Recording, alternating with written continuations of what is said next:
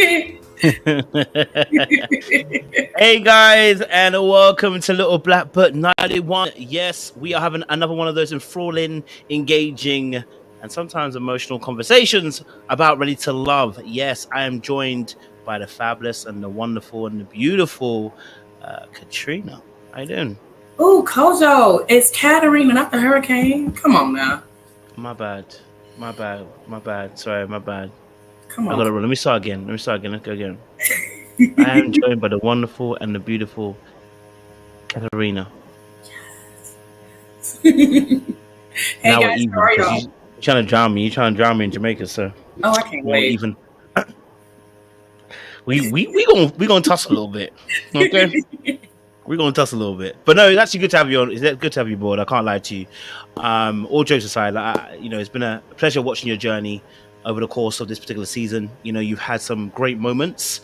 You have shown, some interesting times. You came in like a hurricane. I mean, even though I called you a hurricane, you came in like a hurricane. I mean, you set the place alight. So we saw you in such a positive light as well. So it's good to sit down with you. So before we get into any festivities, any real deep conversations, let's do a little human verification. Let's make sure you're real, because you could be AI. Let's do it. Just saying, you could be. All right, cool. First question. Favorite number? 13. I think it's time to end this live already. 13. Why 13? I just like what other people don't like. I like what people are afraid of. So 13 just rocks with me. Okay. All right, cool. I like it. Favorite color? That's a hard question. It depends. We're talking about clothes, a car, like wallpaper. Like, what are we talking about? Furniture. Okay, let's say like your favorite color when you're dressing up. Black, for sure, without a doubt. Black. Okay. If you were to decorate your room, what color? Ooh, black and white. Sexy. Elegant, classy. Period. Okay, cool. I could rock with it. Favorite meal? Favorite meal? I'm a Mississippi baby, so I have to say seafood, like a seafood boil, like crab legs, shrimp, sausage in a big bag, toss it up, corn, things like that. Never had that before, but it sounds good. Kojo, what? You haven't had like a seafood boil before? Crawfish? I've never had it before. No. Oh, okay. Yeah, we gotta get that for you. Thank you. That was what I was hoping for as an answer. You done well, And if you were on a plane and the plane was going to land, it had to make an emergency landing, where would you want that plane to land? In any country, you can land it anywhere. Where would you want it to land? I want to land in St. Thomas. Why there?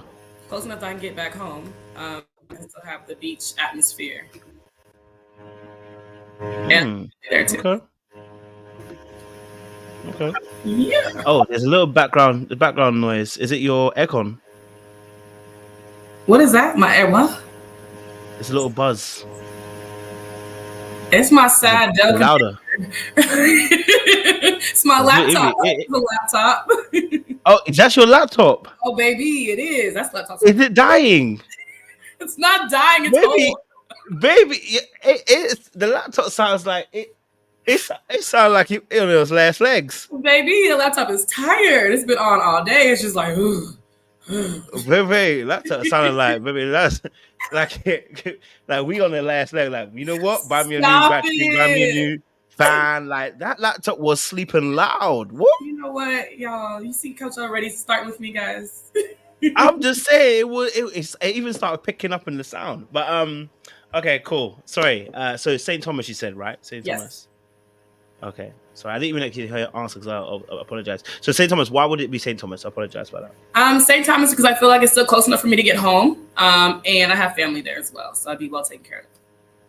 Love that. Okay, and there's a beach. I'm a beach baby. There has to be a beach. You like beaches? I love water. Like, that's usually what I look for when I'm picking a vacation.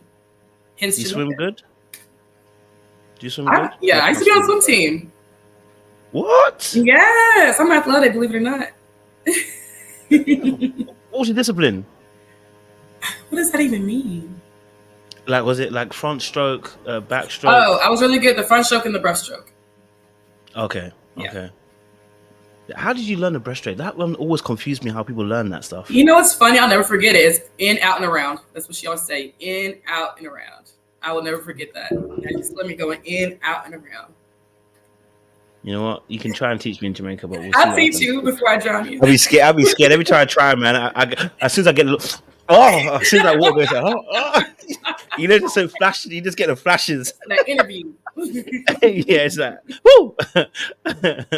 All right, you passed our human verification test. We believe you're human, so we are good to go. So let's get into some conversation. Katt, who is Katt, and what is your story? That's I hate these open-ended questions. That's such a big question. Like, I'm such a big person. Who is Katt? I'm an only child, so I feel like that erases a lot about my personality. Yes, I'm one of the weird zodiac people. I'm a Sagittarius, so I'm really free-spirited. I like to have fun, spontaneous, goal-driven, loyal, great friend. What else? Hilarious. I'm kind of funny, a little sarcastic, sometimes shady. What else? I mean, how deep you want to go? We're going personality. We're going into career. Like, where you want to go with it? I want to go deep, deep, deep, deep. You want to go deep, deep, deep? Yeah, listen, take as deep as you want to go. As you feel comfortable, we are willing to go with you. You know what I'm saying? I don't know how to swim, but I can definitely go deep with this. So come on, take me deep. You want to drown? Let's drown in it. Take me deep.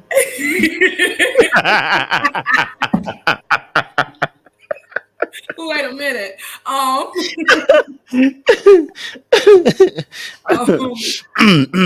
What else can I tell y'all?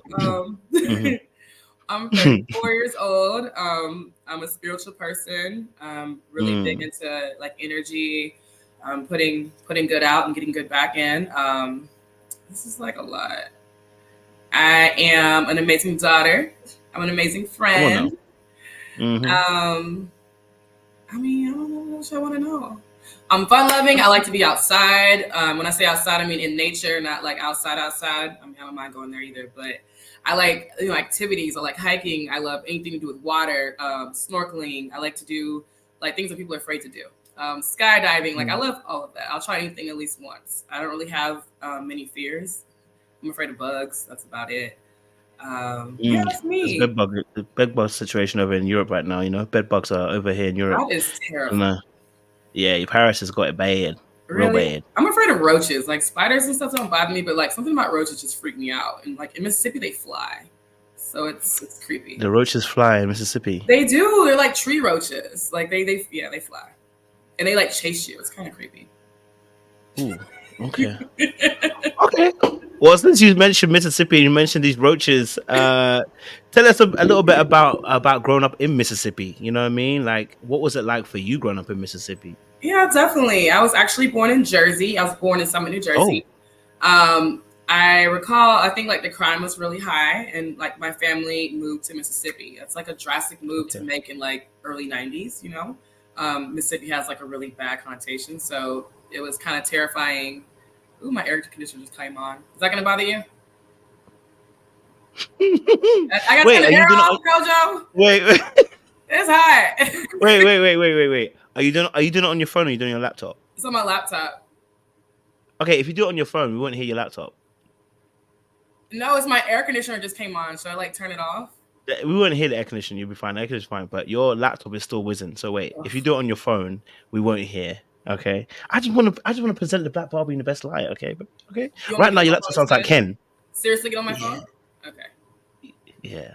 Because the laptop be the battery low. You ain't gonna charge it. Where's the charger? We're gonna make it work. I'm gonna talk louder. All right. Hey, I'm hey, I think it's got a bit quiet now, so you might be all right. Like, Okay. we'll roll with it. We'll roll with it. Sorry, I interrupted you. Okay, let's go back because All right. you was talking about some good Take stuff. two. So Let's you do actually grew up it. you actually born in Jersey, Yes. and your I was parents born in moved Summer, New to Jersey. I okay, moved to Mississippi at like a really early age, so I really don't know much about Jersey. I don't really even claim it as like where I'm from. that's fair. So in Mississippi, you would expect it to be like, a lot of racism, just not great for Black Mm, people. But I had the exact opposite experience. I went to private school for like the first 3 or 4 years. And then I went to like an all white school, similar to Akira. okay, I went to all white school from like K through ninth grade. And then my okay, mom was like, you know what, we're going to put you in a Black school. It's time for you to, backing up. find your people. And I was like, oh my God, Hmm. I'm scared. That's it. Let's do it. So I ended up going to, it wasn't an all Black school, but it was a mixed race school. And I'm not gonna lie to you, it was tough. That was it was tough for me to get comfortable. People used to make fun of me. You Why? sound like a white girl. Like, I wasn't really into like name brands. Like, we had a lot of money growing up, but we just like, I wasn't taught to like put my energy and effort into things. You know what I mean? I didn't even know that Mm, I didn't even know we were rich. I didn't even know we were well off. Like, I never wanted for anything, but I was never like in top designer or, things like that. So yeah. And then what happened? A major life turn for me, Hurricane Katrina. We lived on the Gulf Coast of Mississippi. So wow. our house was hit, destroyed. Everything that we knew was Damn. gone. Yeah, my school, everything. I actually moved Whoa. to, I know, right? I ended up moving to Rancho Cucamonga, just myself. My parents stayed behind and like were rebuilding. And my cousin that was on the show, that's who I lived with. I lived with her for like a whole year. So that's how we got super, super close. It was a major shift for me because growing up, I was like a really big tomboy. Like, I played basketball, softball, swim team. Like, I wore baggy clothes. Like, my hair was always in braids. Like, I hung out with the guys. Like, I Mm, played with like bugs. Like, I was a tomboy. So when I moved to Cali and I moved in with Monica, who you guys saw on the show, like, she really like made me like super girly. Like, I got into like wearing hair weaves and just like being cute, wearing makeup. So she was like my big sister that I never had. So that was mm. a definite like turning point in my life, a good one. Um, out of something bad comes something good. Lost everything, had to finish my senior year in a different school, meet new people, but I was able to get closer with my cousin and really just kind of fall into myself, beginning to be like a woman. So that was great. Where are we going from there? Yeah. Damn, wait, hold on. Like, that's crazy. No, I mean, like, literally, like, to lose everything, and then like have to rebuild Yeah. is quite, and it's quite a heavy time. Yeah. I want to know a bit more about maybe in terms of you, like, how are you coping? How did you navigate that time period for you? Because to lose everything is scary. Like, you know what I mean? I know Yeah. you weren't aware that you're rich, but still. Oh, you are good. You real good. Don't drown me, please. Oh Lord, traumatized all over again.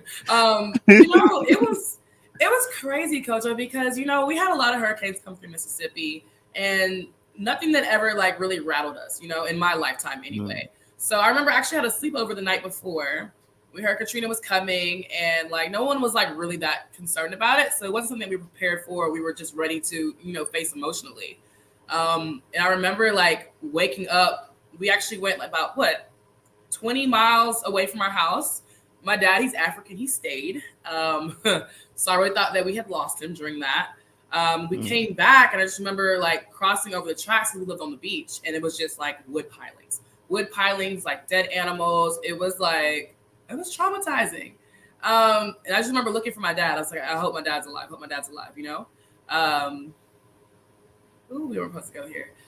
Um, it was to the point where our house was gutted, but our house was the first house standing. Everything before it was done on the ground. And as everything, we lost baby photos. I lost everything. I don't have anything from my childhood. Everything that we had was in that house. So, ooh, yeah, it's a lot. Luckily, my dad was okay. We did find him. He actually he was like in a shelf on the second floor. He's like the water just came rushing in. He ran upstairs. He said he had like a pot of rice. My dad's African. A pot of rice with apple juice. And he said he got into a shelf that was in a closet. And that's when the water came all the way up about, 14 feet and just stopped. And that's where he was for the whole night. So we ended up finding him. Coping was really hard, It was your senior year. I wanted to go to college for volleyball. We had a great season that we were in the middle of. And then having to start over in a whole new state without your parents and worrying about what's going on back home. Your friends are back home. You feel like you kind of abandoned everybody and kind of escaped. You know what I mean? And you're still watching it on TV. We're dealing with FEMA. It's just so much. It was a lot. And it took my parents were living in a FEMA trailer. Luckily, my mom, she's a medical social worker. So she was, frontline. She was an important part of the recovery. So we were gifted the FEMA trailer, but it was this big. So I'm really happy that they were able to send me to my aunt's house to live with my cousin and kind of get away from all that. But it was tough. Damn. It was tough. Talk to me about the guilt that you just mentioned. You just mentioned a bit about that guilt. You're away and you're doing what young people are doing, because obviously you got to continue education. You're staying with your cousin, and you're saying that you have this guilt. Maybe you can explain that a little bit more in terms of what that was like for you and why you were feeling that guilt. Yeah, for sure. I think I was one of the only people that were sent off to live somewhere.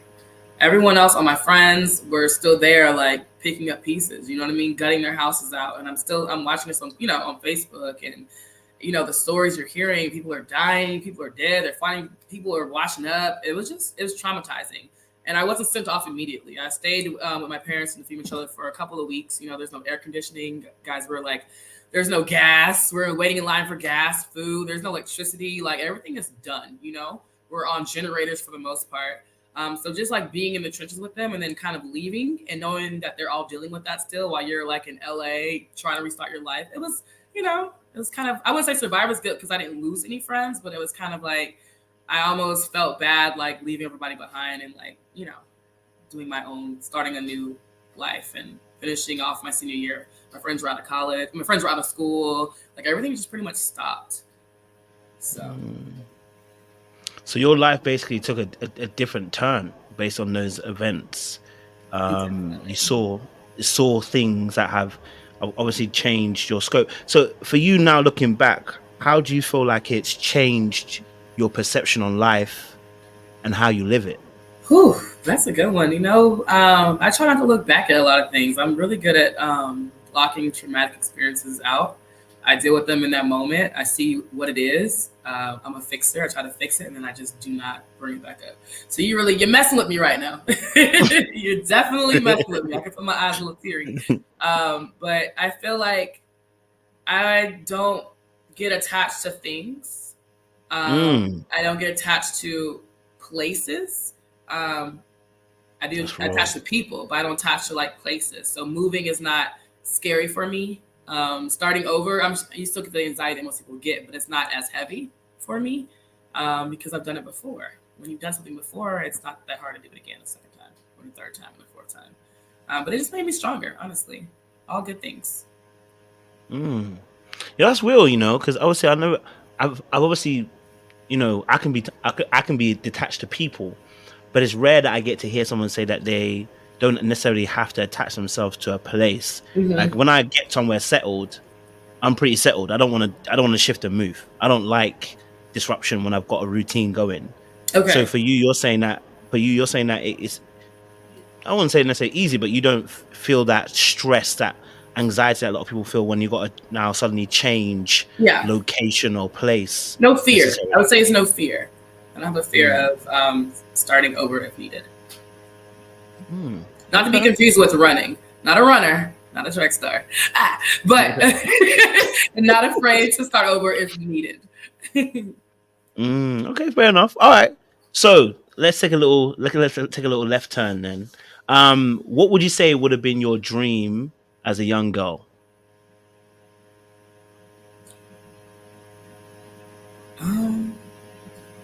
I think I'm actually becoming the person I wanted to be. So, what it? This is my dream. Okay. Bring us into that. What do you mean? This is your dream. What is that? My dream has always been to be happy, Be successful, have a good group of people around me that I trust and I enjoy being around. Um, the ability to travel, not feel confined, not feel stuck, and just like that overall freedom. Still working towards it, but I'm definitely where I've always wanted to be. It's deep.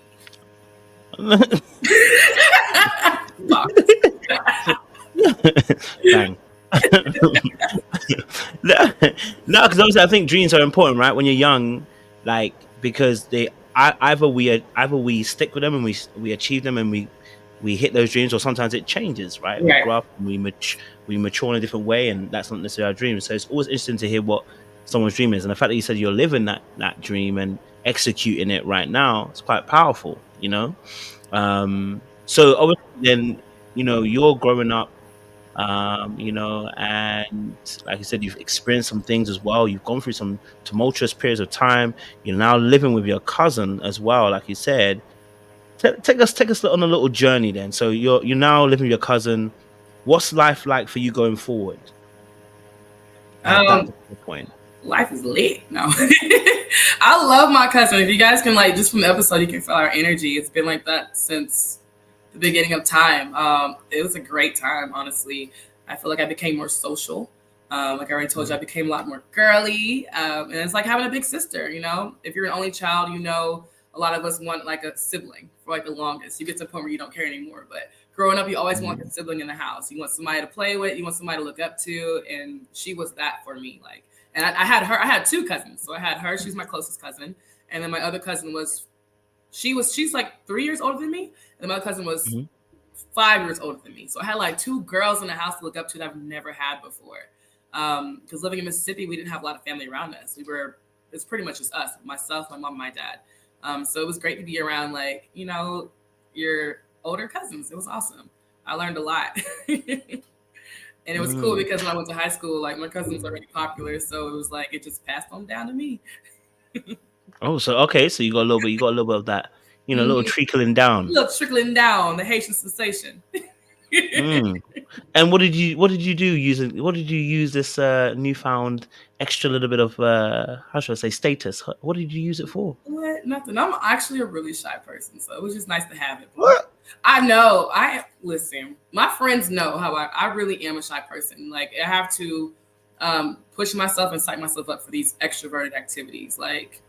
Doing this with you it doesn't come easy. It's something I practice at calming my nerves and just, as I talk really fast as well, even on the show, because I'm nervous as hell. I want to say what I have to say and get off next scene. So I really have to work at being comfortable in big groups of people.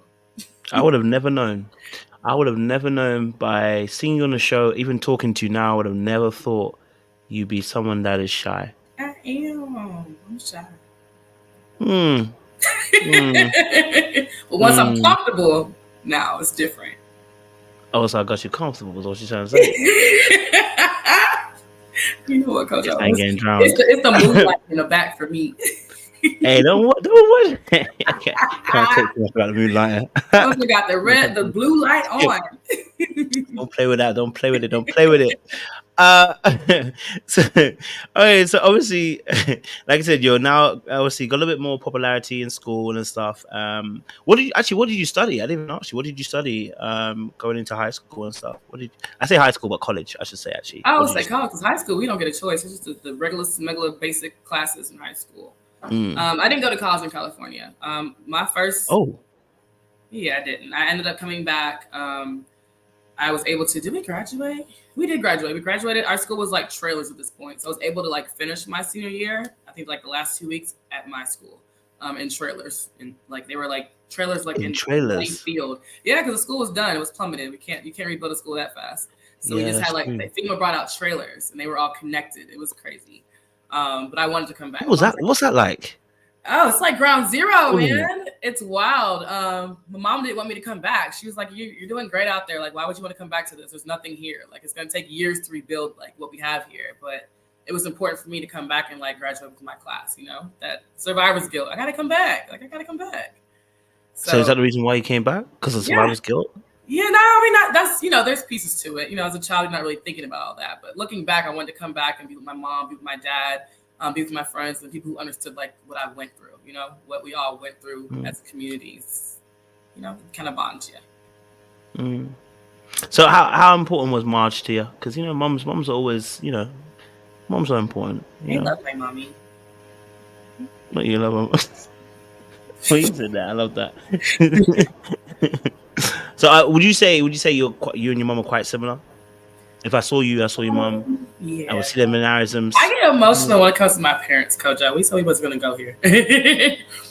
I get very emotional. My mom always has my back, and I'm gonna leave it at that. I'm not gonna start crying. She's had my back through the worst times of my life, so I love her so much. So that's good. Don't worry. I got some life events that have been going on lately, so it's been my mom and I have gotten really, really close. Dealing with some things. So shout out to you, Bobby. I love you. I appreciate it. I'll leave it there. It's okay. Take your time. There's no. Listen, I understand that we don't want to push too deep. If that's an area we don't go yet. So it's okay. Take your time. It's okay. You still look beautiful, so you're good. Thank you. That's all right. So okay. So obviously, like I said, you've gone into from high school. You moved back also to, you have moved back to obviously now come and finish and graduate. So now you're a tender grown age, right? You're a tender grown age at this point. The boys are no longer boys. They're grown. They're grown. They're grown. At that point, they're grown. They're now smelling something. So tell me about your first love. Bring me in. You know what I'm saying? Tell me about your first love. We love these niggas, Cojo.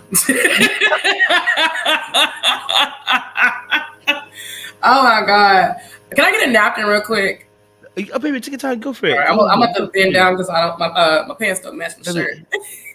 Well, that's me and you both. You now got the onesie on. Right here. My eyes are good, burning. Babe. You're okay, baby. All right. Ooh, you saw the pink. All right, I got pink bottoms on. You're good, babe. Don't worry. All right. First love. I can't even think that far back. Damn, was it that bad? Yeah. Next question. You first was it that bad? Not that bad. It's just like I feel like as you get older, you realize that some of your past relationships, you really didn't even love them like that. So there's no point in speaking on them. That wasn't like a.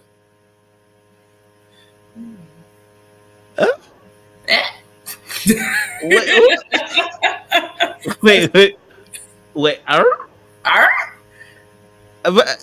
mean, you don't look back and think about people that you date that you thought you loved, and you realize like you really didn't, because you really didn't know what love consisted of, and you realize like that person didn't treat you the way you're supposed to be treated. So how could that person love you, and how could you love that person in return? So there's love. How did you get to that conclusion? I'm not saying you're not right. I'm saying how did you get to that conclusion? I mean, I just feel like I just feel like to say that you love somebody, there needs to be everything needs to be put in, like all the factors need to line up. And I feel like a lot of times as we're younger, especially as women, we think we love people, but it's not real love. If they didn't love you, it's not real love. It's lust, and it's just stupidity. I'm gonna keep it real. Okay. Wait, how old would you have been then? My first love was at 17. Oh. Did you really love her? I did. I really did. I had deep-founded, crustaceous, deep down love. Sedimentary, rudimentary, deep down kind of love I had. That sounds like a lot of lust to me. Jenny had a lot of her. Like the first I'm love. saying it sounds like a lot of lust to me. At 17, I genuinely had a lot of love for my first ever girlfriend. Yeah. Yeah. I mean, listen, of course, you mature and you get better and you understand it more. Okay. But like that person for me on a real, like, shaped a lot of my experiences after, because what we experienced, what we went through. that's 2-3 years of my life, and it was like, yo, it really opened up, my eyesight to women and to even how I behave. You know what I mean? Like, yo, shout out to her. Like, you know what I'm saying? She married and stuff, but shout out to her because, yeah, good on her. You know what I mean? Shout out to her because like I learned so much Okay. from her. You know what I mean? So Yeah. I never discount anything. Even if the person, even if you realize they didn't really love you, you might have learned some key lessons that that in the next relationships you take on. You know what I'm saying? Yeah, no. No? Okay. No. Okay, so I wasn't even allowed to date like growing up. So for me, like I wasn't allowed to date like in middle school, high school. I had like a really strict like upbringing. I had a curfew until I was like 18, 19. Even when I went to college, if I would come home, I had like a 10 o'clock curfew. So I really didn't get into a lot of things. I didn't date. I didn't have boyfriends. And I think I just kind of like carried with me for a while. So it was a long time before I had like a serious relationship because it just wasn't something that I did, just like dating like that. So yeah. Okay, so straight upbringing. I had a straight upbringing too. So okay. Straight upbringing, so super strict. Super strict. Yeah, 10 o'clock curfew is kind of mad still. 10 o'clock curfew, like no TV in my room. Like my summers were spent in like medical camps, math camps. I used to do like I had book reports due. Like my parents did not play when it came to learning. So I didn't have a lot of time to like have a boyfriend, be on the phone, stuff like that. Like my dad didn't play that. Neither did my mom. Do you think that affected you in dealing with the opposite sex later on then? And now I feel like it kept me from being a baby mama. It kept me from having issues with these men. It kept me from a lot. It kept me out of trouble. It kept me out of a lot of trouble. I didn't drink. I didn't have my first alcoholic beverage to college. I didn't even interact with anything anything until I was like 18, 19, 20. So honestly, I felt like it kept me where I was supposed to be in a child's place until it was time for me to be an adult. Okay. So listen, all right. So okay, first love ain't it? All right, first love ain't it? What was your longest relationship then? What was your longest relationship after that one? What was your longest relationship in life? In terms of romantic relationship, yeah. What was your longest relationship after that then? Ooh, Cojo, you nosy.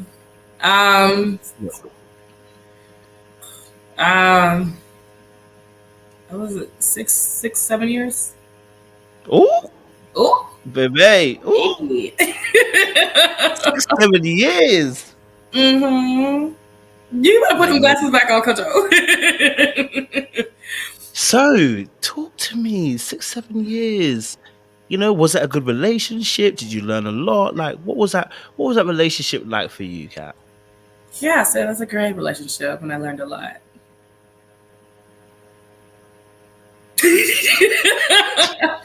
All right. No, it was a great relationship. I definitely learned a lot. My mom always told me that you change. I think I might be wrong. I know my mom's probably in the chat. Is it that you change 3 times in life? Like you have 3 major shifts in your life. And I feel like I met my partner in between 2 of those. I was in my early 20s. So, just kind of like rambunctious, not really responsible, not really in a place to be in a relationship. Still figuring out who I am, what I like, what I need, what I want, my career. Like I didn't have anything together. I was just existing and like, being a 23-year-old, like, having fun with my friends. And I ended up dating somebody who was a lot older than me, different background from me, without putting out his life story out. Just different background, older than me, military background, just raised differently. And it was definitely some life lessons learned there. I would definitely say about myself. I thought I was perfect. Still do. No, I thought I was perfect. I was like, I was raised great. Like, I don't have any like daddy issues, mommy issues. Besides Katrina, I don't have any skeletons in my closet. I don't have anything like traumatic that's happened to me. So I'm thinking because of that, like I'm perfect. Like there's nothing wrong with me. In this relationship, I really learned how to communicate effectively with someone who's raised differently from me. I had to learn how to operate as not an only child in our relationship. There's a lot of counseling involved. Okay, so there's a lot of gems here. I learned to go to counseling, couples therapy, which eventually went to solo therapy. I just learned a lot. I learned a lot. I really learned what it Couples means to therapy. like really be in a relationship with somebody. And I just say, oh, he's keeping my boyfriend. Like, it's a lot deeper than that. No, definitely, because you Yeah. were doing couples therapy. Yeah. Was this because you guys were leading towards getting into a more, what do you call it, committed aspect of relation in terms of going towards marriage? Is that why you guys took on couples therapy? Yeah, honestly, I don't think that people need to get into couples therapy because something's wrong. I think you should get into couples therapy to prevent things from going wrong. I think Okay. like a lot of couples, we had communication issues or just having a hard time understanding each other. Learning how to argue fair, family dynamics. There's a lot of just different things that I felt like we could have improved on. And it was actually suggested by my mother, like, you guys can do a lot better if you Love just, that. learn how to talk to each other with some sense. So And he agreed to it. yeah, Because men don't usually agree to that kind of stuff, I mean, I have my ways of making Huh. do things. Okay. No, but I mean, I feel like if you are really invested in your relationship and you want the best for it, why would you say no? I don't want to make our relationship better. Like, that's crazy. And so did the couples therapy help the relationship in terms of making it last longer, or did it bring it to an end? I mean, you seem ready to love, right?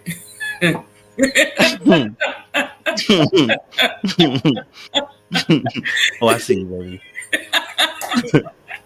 Don't worry about that. I see you. So, so what for you then?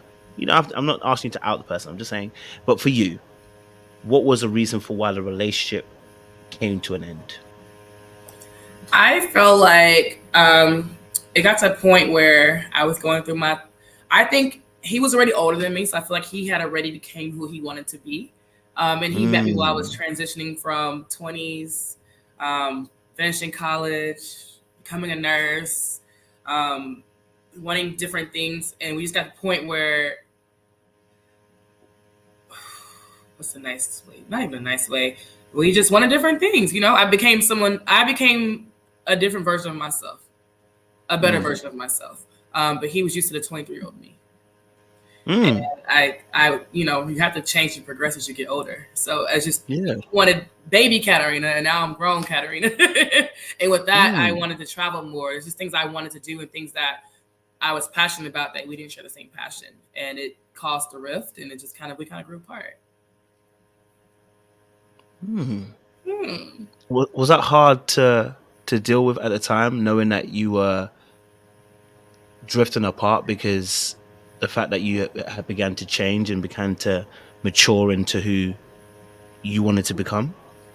I definitely say it's hard. I mean, this is somebody I was with for a long time. It was definitely hard, but at the same time, I saw my changes as something good. I wasn't changing to anything that was bad. So while I'm happy for myself, I'm more in a relationship. But I want you to find who's going to work for you, and I want to find who's going to work for me. And there's no reason for us to stress each other out because neither one of us is wrong. We just want different things, and that's okay.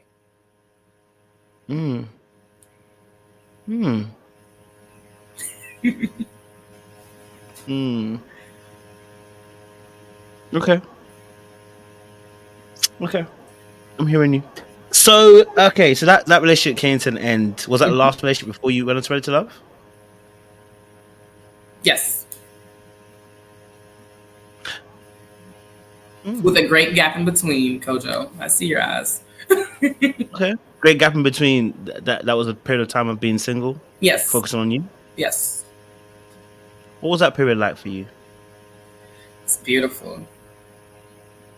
It was beautiful. It was, I mean, of course it was hard. Because like I said, you're mourning the loss of something, but you're also celebrating like the rebirth of something else. And that time when I went to like my solo counseling, I really found like who Katarina was. I was able to, see what I did wrong previously.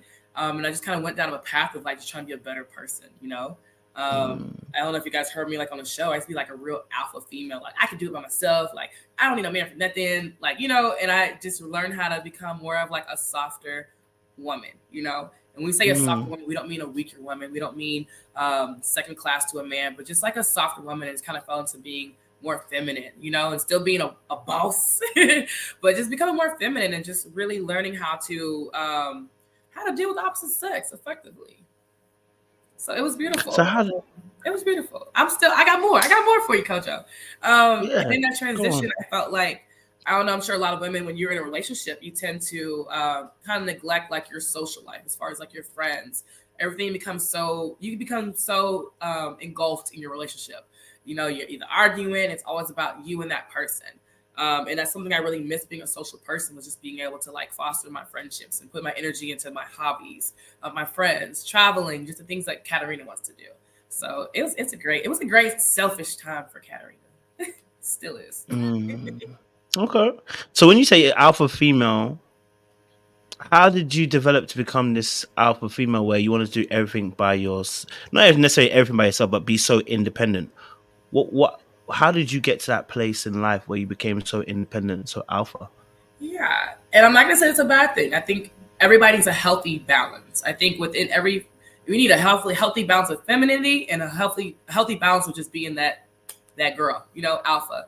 But for me, I didn't have that balance. I got that from, I'm an only child, raised by, my dad's African, my mom's Haitian, and their whole thing was, we want to make sure if anything happens to us, that you can take care of yourself. You don't have to like beg a man for anything. You don't have to stay in a bad relationship because you need a place to stay or because you need something. We want to make sure you're self-sufficient, you know? I don't think that was raised, I don't think that was supposed to raise me into like, I don't need nobody, but it was just to raise me to be independent, you know, and not have to depend on anybody. And I think, you know, our parents' biggest fears as women is us getting into a situation that we can't get out of because we can't afford to, or we don't know how to, or we can't sustain ourselves, or if we have kids, we can't take care of ourselves and our kids. So I think, you know, that kind of, I took that and I kind of ran a little too hard with it. Mm, okay, So I makes had sense. to wheel it back a little bit and, you know, bask a little bit of femininity too to balance it all out. What was that journey like? Going from the alpha female to resting more on your femininity. You know, what was that journey like? Ooh, it was a rude awakening because my therapist was like, "Oh, you don't talk to him properly. Like, that's not okay. Like, you're operating from a place that's never going to get you anywhere." So um, it was like being reprimanded. Like, and I'm Mm, like, I'm perfect. Like, I don't need you to tell me what I'm doing wrong. Like, I'm great. I'm great. I'm great. So it's just kind of, you know, having to have that self awareness, mm. and that's tough. Oh, please don't stop. You're going in the right direction. Having to admit Continue. that I'm wrong. That's tough. It's hard. It's hard. Mm-hmm. We know, men. Us men know. Can You we know. let us know? Let us know. Okay, no, no. Okay, so what would okay? So like, because you're touching on some things now, right? Mm-hmm. Because whenever we talk about this alpha female trope, or even alpha male, I don't really like it, but anyway, but even the alpha female trope, that usually does come with a lot of, like you said, independence, but also becomes like like you were kind of touching on. I think you should touch on it. Is like you said, the way that things are delivered, the way that things are said, how respect is seen. You know, there's oftentimes that balance that gets a little, Mm-hmm. um, you know, off key. So I want you to touch on that a little bit more so we can understand that a bit better in terms of that journey. When you said that, even the way you spoke, I just need you to explain that a little bit more and just unearth that for us a little bit to understand where you're coming from when you say that. Okay. Ugh. You trying to get me no dates, Cojo? Anybody gonna want to talk to me after this conversation? Oh no, no, they're gonna talk to you after this, babe. Trust I'm me. just playing.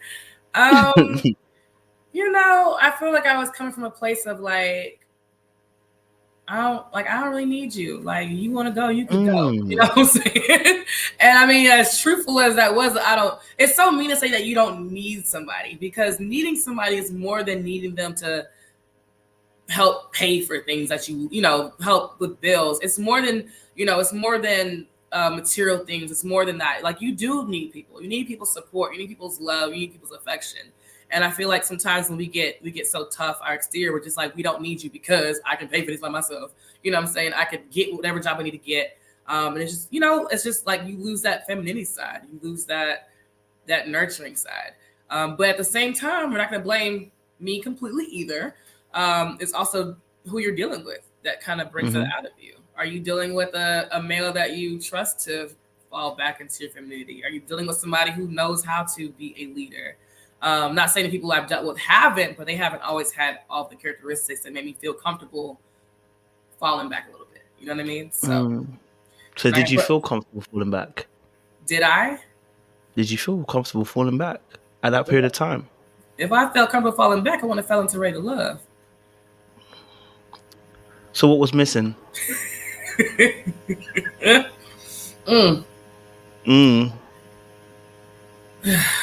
Cojo. Yes, Katt. Say my name, say my name. Can I call a lifeline or something?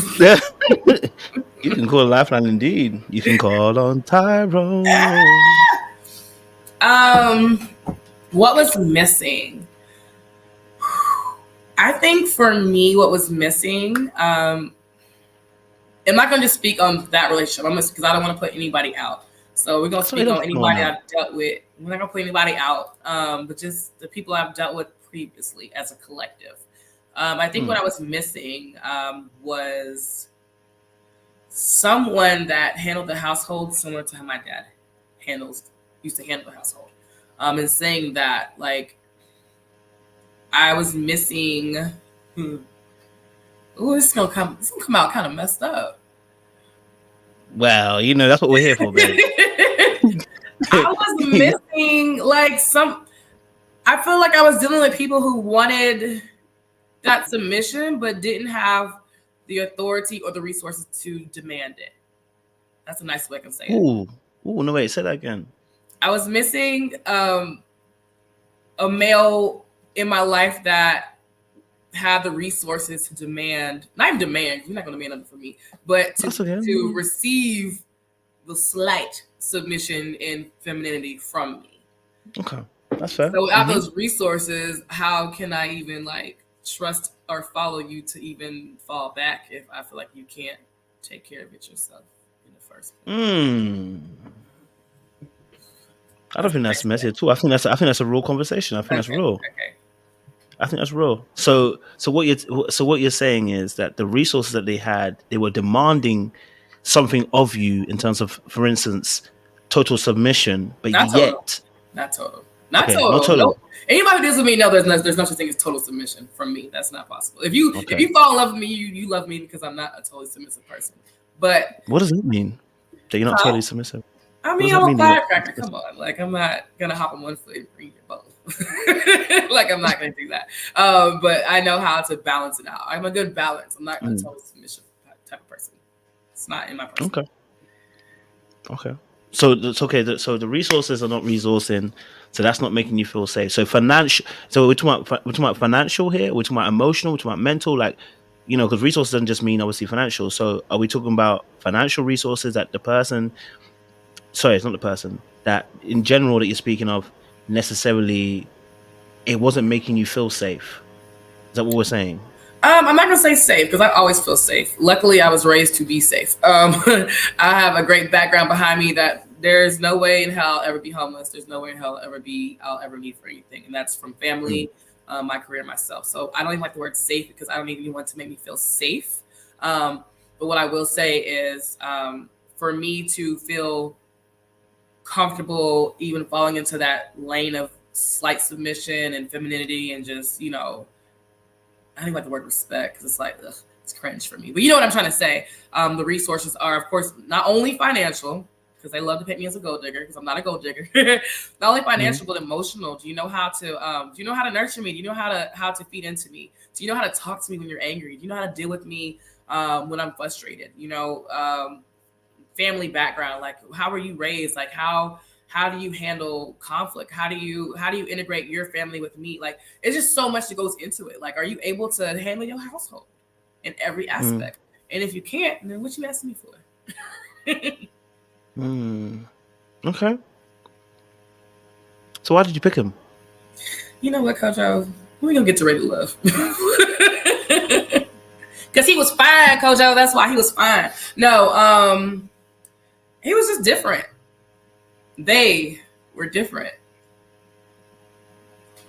And at the same time, I feel like, I don't know, I'm sure people who are in the comments, depending on which way the comments are going right now, because I can't see them, I feel like And you look back, the people that you dated, would you date them now? And vice versa. In your 20s, would you be the person that you are with now? Or would you find them like boring, stiff, or whatever?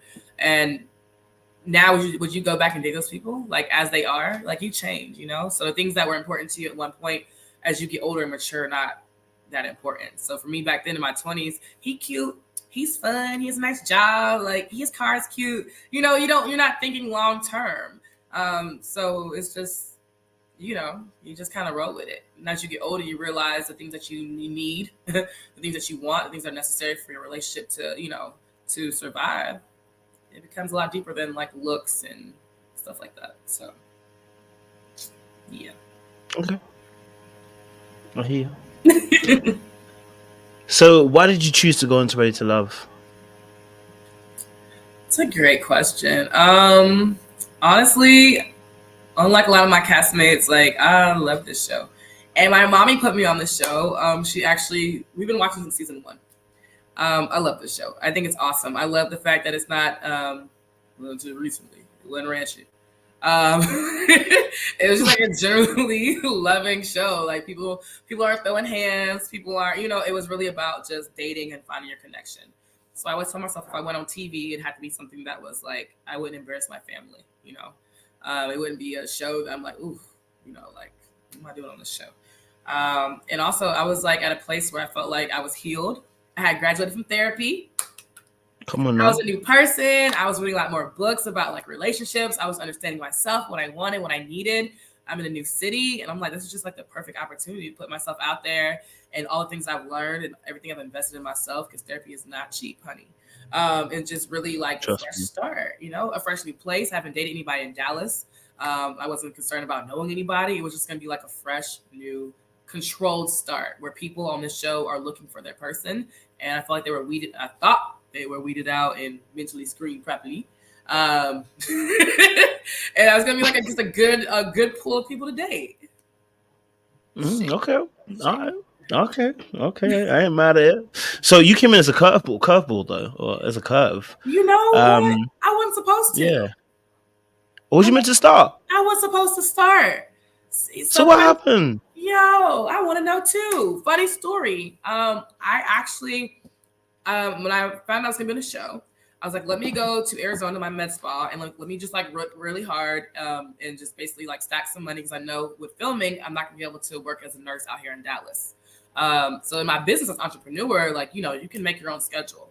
When I moved to Dallas, being new here, I had to go back into like the nursing, you know, into nursing to, you know, get established and pay my bills. So I was like, let me fly to Arizona. Let me like take a lot of clients, teach some classes. Like, let's stack this bag up before we go back, so that way I can focus fully on the dating process and not trying to juggle work and dating. So I was actually scheduled to fly back the day before the mansion mixer. And I think I want to say 2 or 3 days before, I got the call and they're like, hey, we're gonna do something different with you. And I'm like, well, I already bought my ticket. Like, what are we talking about? Like, I had my schedule to a T. I had clients. Like, I had worked my butt off getting this schedule together. And they were like, we're gonna put you as a curveball, so you don't need to come back this week. I'm just like what? I don't want to do that. I don't want to be a curveball. I want to go to the mansion. So yeah, it was a very last minute decision. I'd say about maybe 72 hours before the mansion. They said, don't come. Dress ordered and everything. I was like ready to go. Damn. Yeah. So that changed obviously your trajectory a little bit, because obviously coming as a curve is actually it's, and I think you guys came a little bit later than usual. I thought so too. Yeah. Because they usually come around the brunch, don't they? Don't they usually like come in at the brunch when they're all together? That's why I was like, oh, it's a little bit late. It's gonna be a bit tough to kind of shift people. I agree. But I mean, for you, your initial, because I think what we see, anyway, we don't know if that's what it is, but your initial first date was with Chris. You hadn't seen anybody else yet at that point. Mm-hmm. Had you? So your first date was with Chris. So tell us what your first date with Chris was like. You know, that first person that you got to see in there. What was that like for you? And Chris, you better be in the chat, because I stayed through your whole entire 5-hour live the other day. God damn. Shoot. So my first date with Chris was amazing. Honestly, I was super, super, super nervous. I had no idea who I was meeting. They basically told me to pull up into a parking lot. This is my first time like being on set, period. Like there is no I didn't have a chance to meet production prior because I was in Arizona. So everything I was doing was like via Zoom. So my first time meeting like production team, Sage, everybody. I pull up into the parking lot. They're like micing me up. I'm just like, what? Like, I don't even know I'm going on a date with Chris. I don't know who, like, I don't know what's going on. They just said, like, get ready or they're going to meet people. It could be like a group. It could be one person. I don't know. So I'm like, I'm hella nervous, y'all. Like, super anxious. I'm like, cameras everywhere. We're doing the walk up. And then I go inside and it's Chris over there just cheesing, just smiling. I'm just like, okay, we're going to be okay. Like, and we were like, we instantly just connected. Like our vibe was just, it was hidden.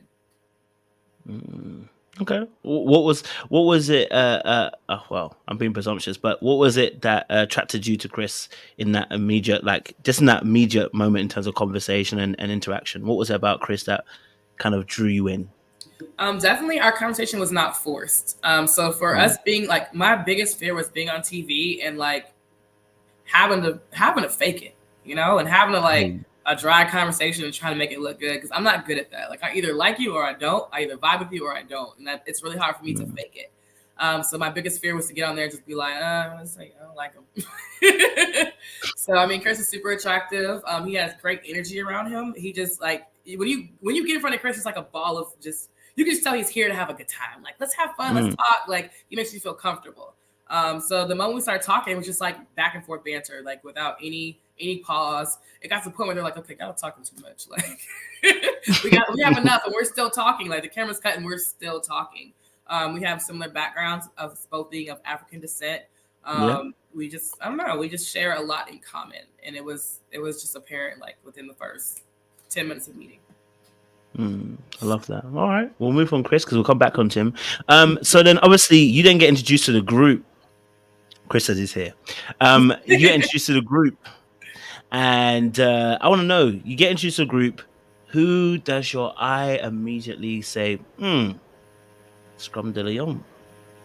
I don't know about Scrum de Leon, but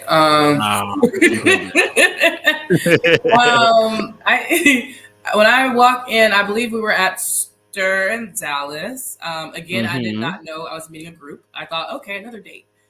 Big surprise. I think I walked in, it was Jessica, Marie, Marvin, Phil. I want to say that's everybody that was there. Yes, that's everybody that was there. And I was immediately attracted to Marvin. I was like, oh, who's the little sexy bald headed man? So it was definitely Marvin off rip, without a doubt. Okay, so Marvin. The hot wax. What she said was so cute when she said that. A little sizzle. I ain't mad at it. Yes. Okay, so Marvin's first person that kind of caught your eye, that you like, okay, a little fizzle, a little around there. Okay. Anybody else that kind of caught your eye? I mean, I know you already said about Chris, so I already know that, but anyone else that was like a little bit like, okay, let me see, it might be a bit of me. No? Okay. So then obviously the initial conversations that you had with the fellas, who did you first connect with when you first got there? Who was like your initial kind of like when you had a conversation, was like, actually, I wouldn't mind getting to know you a bit more, At the initial meetup, not with everybody, right? You're talking about the initial meetup. Yeah, it was definitely Marvin, honestly. Marvin didn't really lead with all of the erotic stuff when it came to me. I know he was an erotic author. And that's pretty much what he left it at. We didn't talk about that on our first encounter. We talked about his love for St. Thomas, which is crazy. I just told you that's where I would like to land. He loves the water. That's a big part of me. Snorkeling, he was talking about how he takes his family out there, how he wants to take his family out there. And just, I liked he just seemed like a free person. Like he was just really happy where he was in life. He was happy with like the things he was doing. He had hobbies. He was passionate about his work. He talked about like his costume making. And it was just an easy conversation. Again, I'm really big on easy conversation. We both like the same type of movies, like Harry Potter. I think it was like Lord of the Rings we were talking about. It was just easy. And what I liked about him was he wasn't what I expected. So when I first saw him, like, oh, he's cute. He might not be too smart. Like, oh, he's sexy. He probably dumb. Or he probably doesn't have a lot to say. And I didn't expect him to be like nerdy like me. You know what I mean? I'm sure people feel the same way about me. So just that surprise, that initial shock, like, oh my God, you got some depth to you. I was attracted. Okay, Marvin be killing it out here. Shout out to Marvin. We like it. Okay. When you met the rest of the fellas, you met the rest of the fellas. Again, later on, was there anybody else you connected with? Like later on, are we still at Yeah, start? when you finally got to meet the rest of the guys, because I mean you didn't meet all the guys at the first initial, isn't it? You had to meet some of them later on. So when you finally got to meet the rest of the bunch, meet all the guys, what was who was anyone vibing with you? God damn. Okay. Trying to think. Actually, at the hoedown. The hoedown is when I actually met everybody. Right. After Mm. Stir, I met the girls at brunch, and after the brunch, I met the entire cast at the hoedown. So actually, who did I connect with? I can't even say connect. I feel like the word connect is such a strong word for me. Like connecting is like this is a connection, right? Lee said it best. She's like, we're discovering each other because connection is a little too deep for me. Okay, connect is first comes connection, then comes love. So discovering. I was discovering certain people. I enjoyed speaking with Herbert. That was a great discovery. Mm-hmm. He was just really like chill and the height thing. Once you're tall, you're already halfway through for me. He was Okay. tall. He was easy to talk to. Kind of quiet. He looked like he was quiet, but once you got him going, he had a lot to say. I had actually a great conversation with Quentin. That was not on camera. Quentin was pretty cool. I don't recall the conversation now looking back, but I know I enjoyed it. Red was funny. Red was really he was funny and he was very what's the word? He wasn't afraid to come get you. I remember it was like Red, and it was at one point I think it was Red, myself, and Marvin were like, was it Red and Marvin? It was Red and Marvin, and we were like, they were both like trying to talk at the same time, and I was like, I don't know what to do. But I also loved the fact that they were like very, not afraid. Just like that's that alpha in it. Like I want to talk to you. I want to talk to Assertive. you. Yeah, assertive. Thank you. That's the word. And that's pretty much it. Yeah. Okay. So who were your connections? Okay, so during the course of the show, who was your real top connections for you? I would definitely say my top connections were it was definitely Marvin. Marvin and I had a lot more dates together. There were a lot more dates that I don't think they even showed. So production put Marvin and I together a lot. And then Marvin and I spoke a lot off camera, like on the phone, text. We talked a lot. So he was showing a lot of initiative. We had great conversations. So he was definitely like my top connection until he left. Chris was my top connection, but I never saw Chris again until the mansion. Isn't that crazy? I saw Chris on my first date. Our first date was amazing. Like everyone said it was amazing. And then we didn't see each other. He was at the hoedown for a little bit, but I think he was like Jessica or whatever he was doing. And then I didn't see him again to the mansion. So Chris and I had exchanged numbers, but we just never like really got to talking, which is wild because we're so close now. Like it's crazy. But it was Marvin. Chris was somebody I want to connect with, but just never really got to connect with. And then Herbert, I would say for a while. And then Phil and I were just cool. Like we were cool. So I guess you would say it was a possible discovery, but it just never went anywhere. Now, obviously, discoveries lead to triages, but I want to know. So Chris had your number, but he didn't call. So Chris would call, but Chris wasn't a consistent caller because Chris was busy with Lee and Jessica and Ari. You know what I'm saying? Tell the truth. And I will say for me too, I'm not gonna lie, Cojo, I'm a little spoiled. And I've said this all through the show and all my interviews. I don't pursue men. And I don't really, and when I say I didn't pursue, not even in a bad way, I don't even like to text guys first. Like when I'm getting to know you, I need to know that you're interested in me before I'm able to match that energy. So maybe hindsight 2020, being in the process, I could have done things a little differently and reached out. But like, if you don't say anything to me, I'm not saying anything to you. So I think like Chris and I would get on the phone like here and there, and if he'd have to probably go talk to his other connections, or he had to go work, and like we didn't really get back on the phone. So the lack of consistency for me, I was just like, whatever, Chris. And that's the honest truth. Mm-hmm. Yes, that's the honest truth. Okay. I noticed you never mentioned someone else in your connections. Oh my God, who? Mm-hmm. You didn't mention Morier. Yeah, Mario's a discovery as well. That's later on in the process. But Mario, and he said himself, we did not connect until very late in the process. We weren't on the phone. We didn't even exchange numbers for like a really long time. I actually saw Mario at the first meetup at Stir. And I did see, we were asking for dates with production, maybe midway through, like right before the mansion. And then we really didn't start connecting to like the mansion on. So there was the first half of production, we weren't really in each other's face like that at all. Okay. I mean, so what drew you in? I feel like you skipping around, Cojo. We're not there yet. We're on episode 2. We're on episode 2, Cojo. I'm doing some light discovery. I just want to just taste a little of the palate. I'm just tasting a few things on the palate of the plate. I want to get a feel of the overall before I dump into individual specifics. I just want to get a little feel. So I just wanted to ask a question. So what actually attracted you to the Moria situation? Because you never mentioned him. And all the people you mentioned, he was actually the person you didn't mention. So I'm just trying to get a little feel. Don't drink too much of that now, girl. We need you to coherent say this stuff. Juice, Cojo.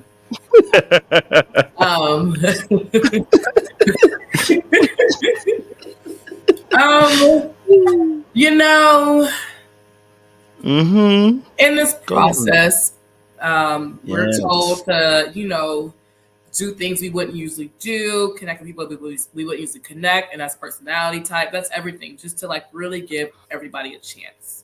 And I can't say for me in this process, I really did try to give everyone a chance.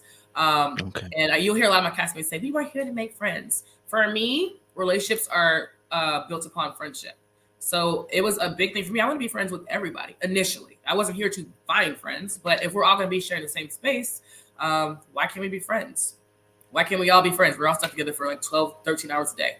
And then from there, we can build upon who you are romantically attracted to. So Maria came in because they sent all my connections home. And I forgot something had happened where he had reached out to me and we ended up having like really good conversations. This is like off camera. Maria and I used to like talk a lot. We text, we were on phone calls. Like Maria was really good at calling everybody. Okay. Very intentional. And he really made me feel like he was the only one you were talking to.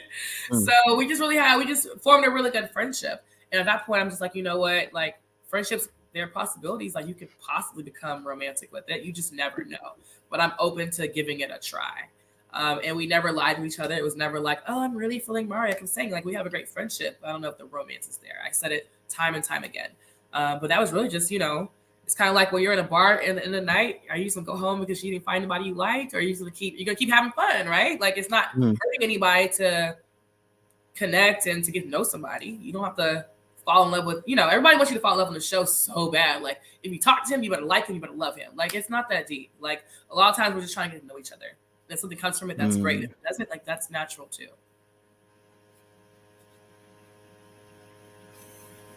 I hear you. Okay, so let me just go scoot back a little bit. Your first interaction, they slipped in a confession of you talking about the situation, the first night, the first kind of interaction you had with a group setting.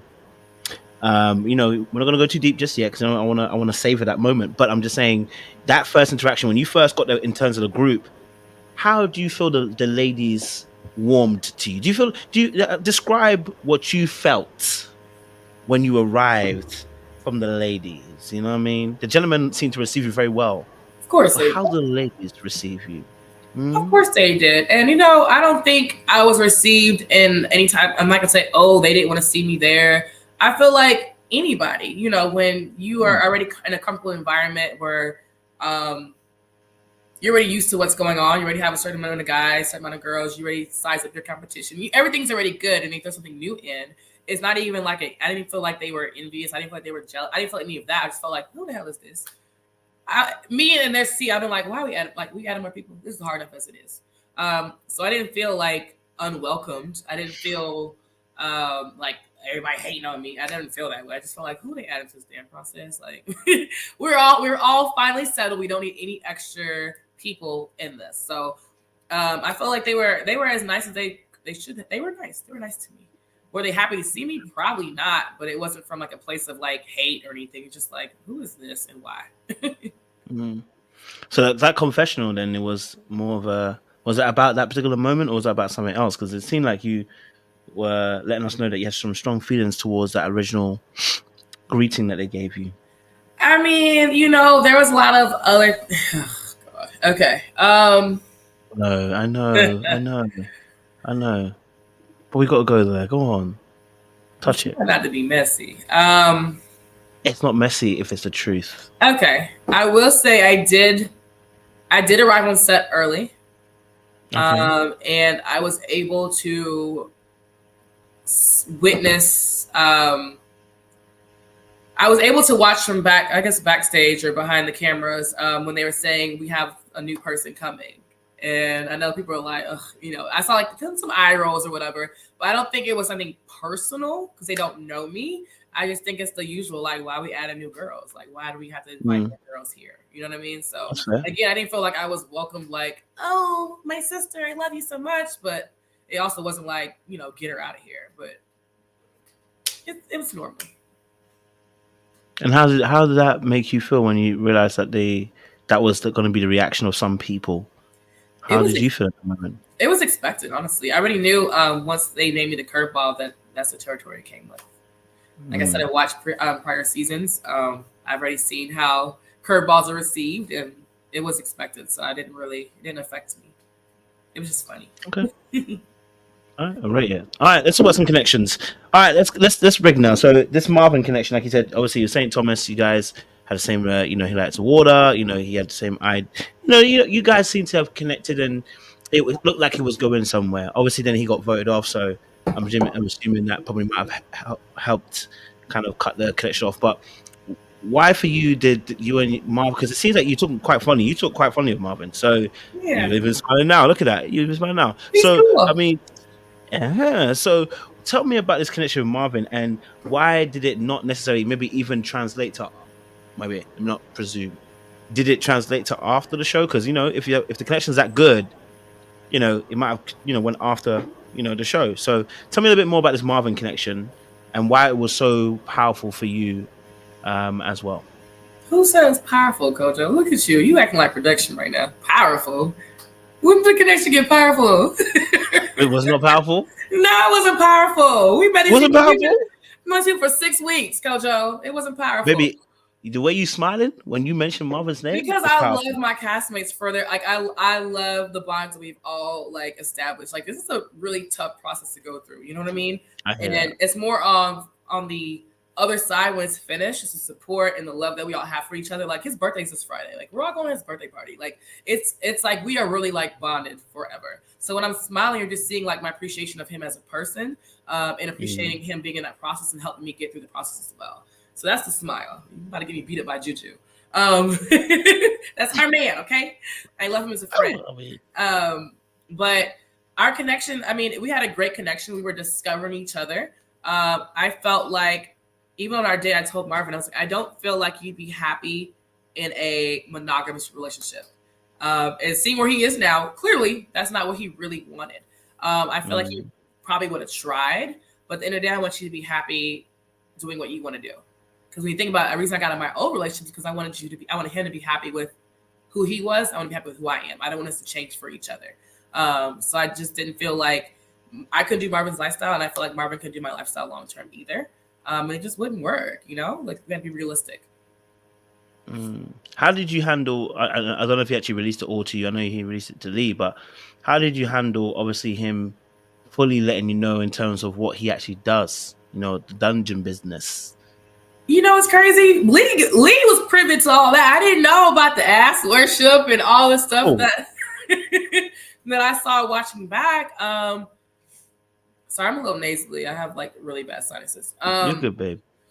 But, you know, we had conversations about it, but we didn't just talk about like sex, and we didn't talk about stuff like that. Like, he let me know like he had a lifestyle that he was into, kind of like hobby style. I really learned about a lot of stuff in the ladies' lounge. Like, that's when I was like, ooh. Like, I think one of the ladies said that he wanted like 2 women pregnant. I don't know the truth of it. It was secondhand information. But I was like, if that's what he's looking for, like, that's not something I can give. Like, one man kind of girl. The freaky deaky, yeah, that's cool, but only with me, not everybody else. So it just wasn't, and it wasn't like I don't judge him for it, but it just doesn't fit. Of course. But I love that. Why do you think he never shared that with you? Why do you think he never shared that part with you? But shared it with Lee? Maybe because I don't have an ass like Lee, so there's no need to ass worship.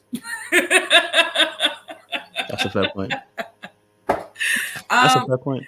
Yeah, and it's not that he hid it from me. It just wasn't like, even he said, like, it wasn't everything we talked about. So it didn't seem like that much. Like, it didn't seem like that big of a piece of him. Like, I knew it was there, but I didn't know how serious it was. And so I started talking with the other ladies. And I'm like, let me ask them some more questions. Like, let me dive into this a little bit more.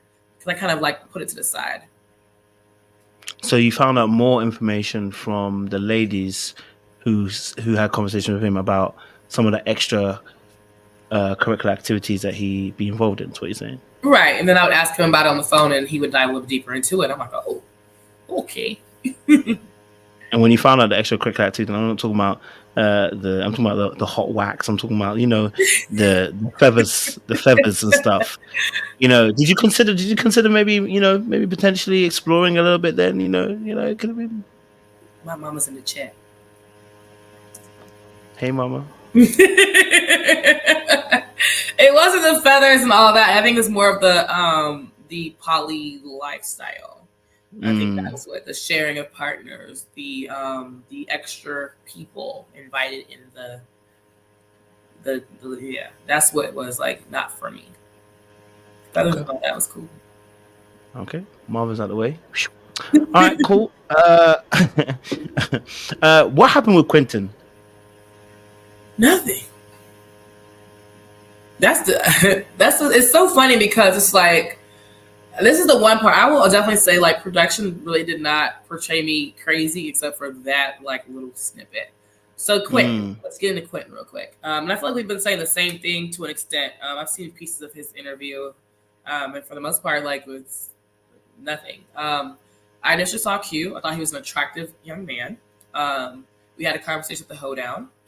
We never exchanged numbers. I don't really know him. I think that's one of my castmates that I don't know. We never like really talked. We always saw each other in passing. We had that one date you guys saw with the pickleball. It was myself, Herbert, and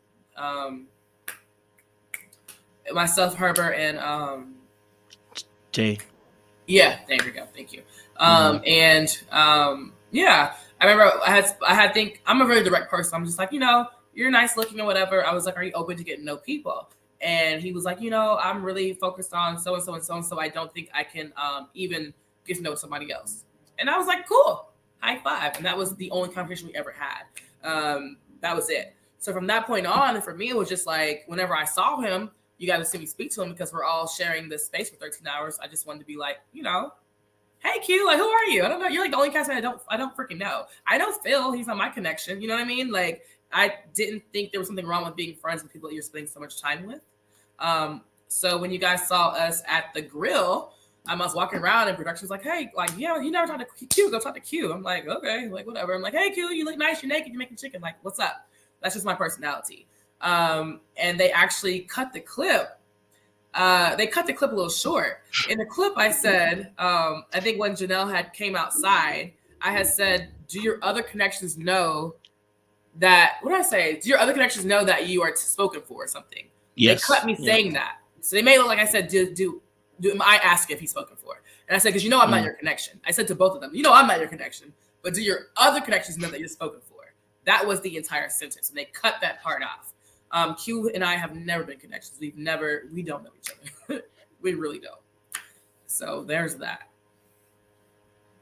So you didn't. That's one of the few castmates you don't really know very well. I don't know that man at all. I've seen him in the makeup room.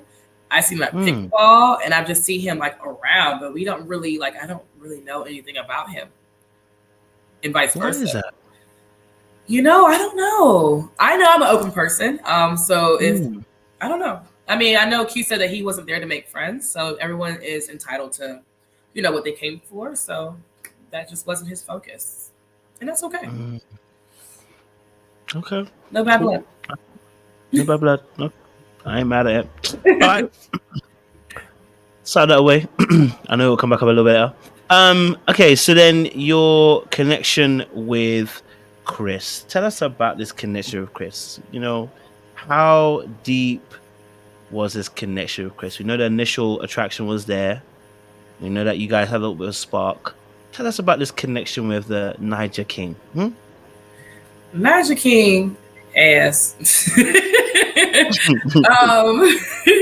It's crazy. Like Chris and I really did not get close until post filming. That's when we became like, that's my dog. That's bestie right there. Chris and I just weren't given the opportunity to get to know each other. And it's mind-blowing because our first date was such a hit, and it's just like we never got to see each other again. And by the time that we saw each other, it was actually, oh my God, I remember this story now. Chris can tell you this story. At the mansion, we were like just starting to hang out and just like cracking jokes. There's some pictures of like myself, Chris, Lee, Aries, just like hanging out on the couch, cracking jokes. And I want to say like production approached Chris. Correct me if I'm wrong in the comments, Chris. And they were like, there's something to spark between you and Katt. Like, why haven't y'all why haven't y'all dove into that? And we're like, because you guys don't set up some dates. Like, you don't put us in the same room. Like, it's too late. And production actually set up like a date for us. It was like at midnight. We're exhausted. So I'm actually pissed at this point because I don't go on like midnight dates. Of course. And it was like Chris, it was like so over the top romantic that it was a little ridiculous. Like they had like rose petals all the way up the hill and candlelight and strawberries, and we were like, we don't even know each other like that. Like y'all are doing too much too late. And they didn't show this date, but we had the conversation like, we get along so well, the banner's there, we have so much in common, but it's just like we're so late in the game, like I don't even know if it's possible. You know what I mean? And then from there, we just kind of like he did his thing, I did my thing, and then we just became even closer afterwards. So I blame production for that one. I really do. Why did you guys get close after the show though? Because all the foolishness we had to deal with. The foolishness. We all got closer. Lee, Aries, and I as well. We really weren't close throughout filming. We became close post. We got kind of close in the mansion when we were driving up to the mansion. That was like our first time really all being together. And then from there, just as little things were happening, we would like talk to each other on the phone, and it was really like post that we all became close. So yeah, the production puts you with who they want to put you with, and that's on double dates. Yeah. That's with other women, other guys. So it's kind of hard to do what you're doing and incorporate everyone else that you're not in front of.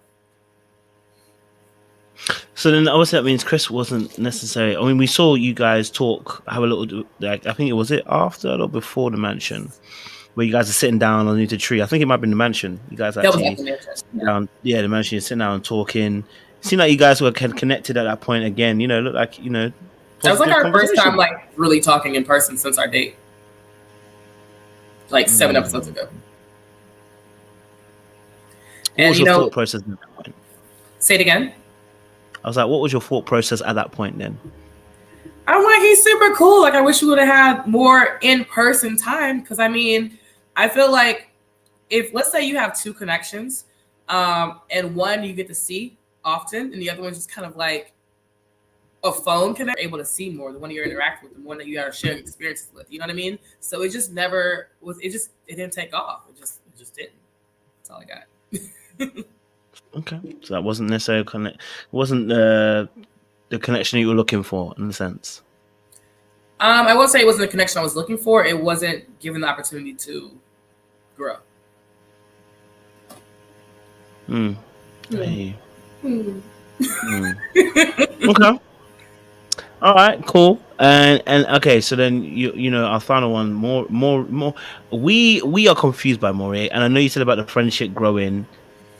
I won't lie to you. That's giving you cute, but you know what? I ain't really feeling you like that. That's what it felt like it was given. I'm just gonna be real with you. That's how we were kind of seeing the Maury situation. We didn't see it. We couldn't see it. Who was cute? Are you talking about me? I was cute. You're not gonna get a compliment out of me like that, okay? No. I was saying about like you and Maury, like how we saw it. We were looking at you and Maury and was like, we ain't see it. We ain't see it either. We weren't trying to trick anybody. We kept saying it like we get along, we share some spiritual things, but the romance, the tingle, the spark is there. Like we never like tried to like portray a romantic connection. We were looking for it, just like you guys were. So there was no real chemistry, is what you're telling me at the moment. No. So when he met your cousin at that point, what was going through your guys' heads at that point? Because he's meeting your cousin, having a conversation, talking about how he wants to move to Africa, and I'm not sure which country it is at this moment because there's at least 4 countries that he wants to move to. So I'm not sure where he wants to move to, and it sounded like you was ready to pack up your bags and go. And now, obviously, you said you don't have a problem with moving. So to be fair, it looked like you was ready to go. I was like, oh, Katt be out here being totally submissive. No, I like a good adventure. And you can ask any of my friends. I'm always down for a great adventure. I don't have any kids. I'm a nurse. I can work anywhere. Like, if it sounds good to me, let's do it. And I even told him part-time. Like, I got to come back. Okay, you're going to do yeah, it's not a follow you there. It's a let's do this journey and have some fun. Oh, so you wasn't going to follow him there. I thought you were going to follow. I thought you were going to follow him there. Pack up, move yourself to Gambia, Ghana. No. I wasn't a follow. I can really see you working in a food truck and cooking and stuff. Yeah. A food truck. Absolutely. Why not in Africa?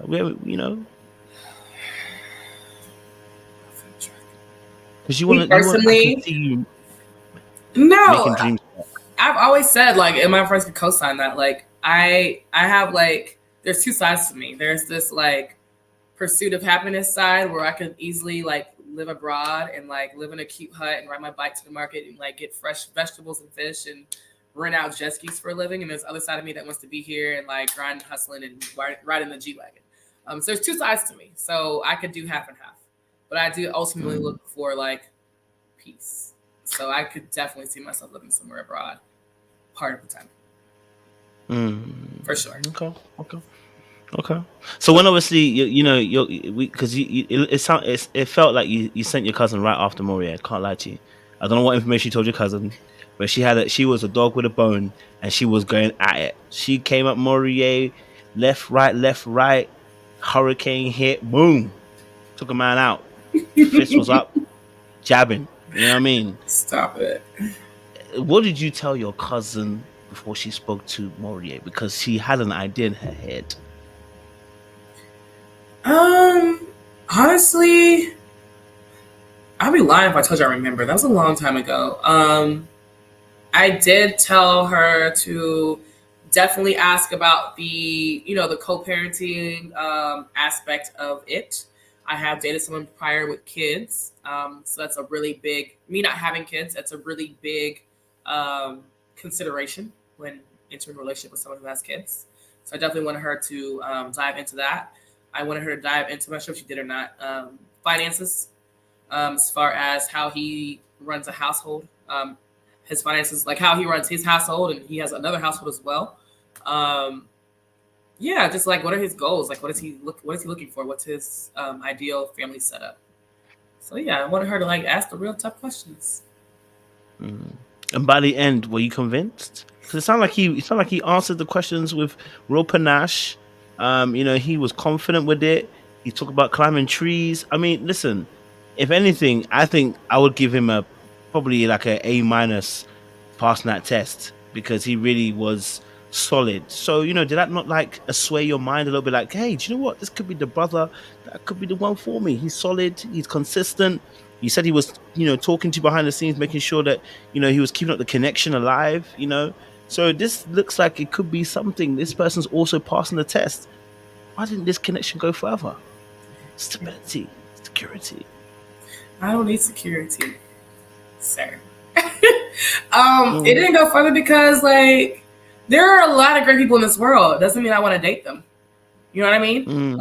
And I kept saying that we have a great friendship, and that's what it was. It just never went to like me romanticizing our connection, and that's just in all honesty. I didn't want to like take him down. You know what I'm saying? It just didn't get there. So, and maybe it might be for him too. Hell, I don't know. It just didn't go there. It didn't go to a place of romance. Okay. But it doesn't mean he's not a great person, you know? Doesn't mean I can't enjoy his company. Doesn't mean the things that he says can't align with things that I say. You know, but we're just not meant to do all that. And it's, you said, I think we found out you chose yourself at the end, or but they didn't show it, so we don't know what actually happened. So tell us what happened there, like what you actually ended up choosing to do at the very end. Yeah, definitely. So I'm sure if you guys watched any previous interviews, I won't dive too deep into it, but they had to cut that entire part off because it was so absolutely ridiculous it couldn't be aired on TV. The night prior to the finale, my dog had a seizure, his first seizure. He's 13 years old. I've had this dog through my 20s, my 30s. Like, he's 14 now, actually. He had a seizure. I thought he was dead. We went to the ER. We were in the ER from 10 o'clock at night to 7 o'clock in the morning with call time at 9 a.m. In that time, sorry, my sinuses are so bad. In that time, they were talking about putting my dog down. Okay, so we're talking about we don't know if we can do anything for him. Take him home, and we'll run some tests and figure out what's going on. So I am just devastated. I'm crying. I'm exhausted. I've been up all night. And I tell production I'm not coming to the bridge or whatever we're doing. I'm not coming. I'm tired. I don't care. I'm not coming. And they were like, yo, this is the only day we can do this. Like, we're off to LA tomorrow. Like, it's now or never. So I come home. I throw on some random dress. I'm puffy. I look a hot mess. And I'm like, I'm taking my dog with me. Like, I'm not leaving my dog here. I put my little doggy in a wagon. I bring my wagon to the set, and production like watches my dog. He's up there like half dead. So I'm in tears. I'm crying. I'm crying. I get there, and I haven't had a chance to talk to Maria yet. And if you listen real closely, you can hear me. I sit down. I'm like, I'm in the ER all night with my dog. And he thought I said that I was in the ER all night with my dad. Maria recently lost his father as well. So it went from me crying to we both crying. And I'm just talking about it's like uncontrollable. Like, we're both, and just he's like, I don't want that for you. I don't want you to experience what I experienced with my dad. Like, it was a real emotional moment. And if anything, I have to applaud the show for having integrity and not taking that moment and selling it for a great episode, because they could have easily made it look like I was crying over Maria or Maria was crying over the decision.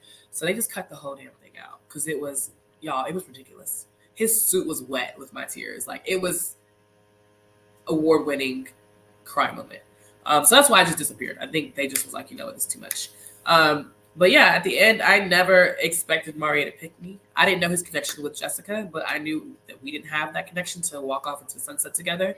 So 1,000% I was going to choose myself, and I was pretty sure he was going to do the same thing.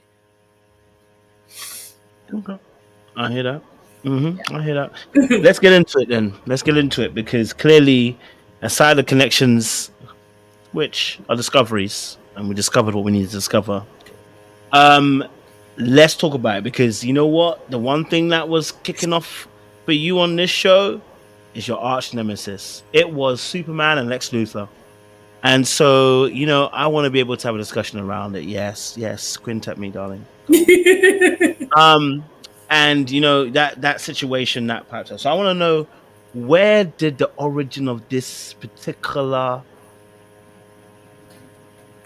beef between you and Janelle start from? Where do you feel like it started? Because clearly we know what we're shown, but where for you do you feel like this particular Higgy Haga actually started for you? I don't have any beef, for starters. I don't beef with women. I don't beef with people who don't pay my bills. So definitely never a beef. And I've said it like time and time again. I've never had any long-standing issues with people. And my castmates can back this up. My issue is usually in that moment. It's if I feel disrespected in that moment, I handle it and I move on. I don't hold beef. I don't hold grudges. I don't like that girl. I don't do that. The second that I feel disrespected, I'm gonna correct you, and then we good. Like, that's it.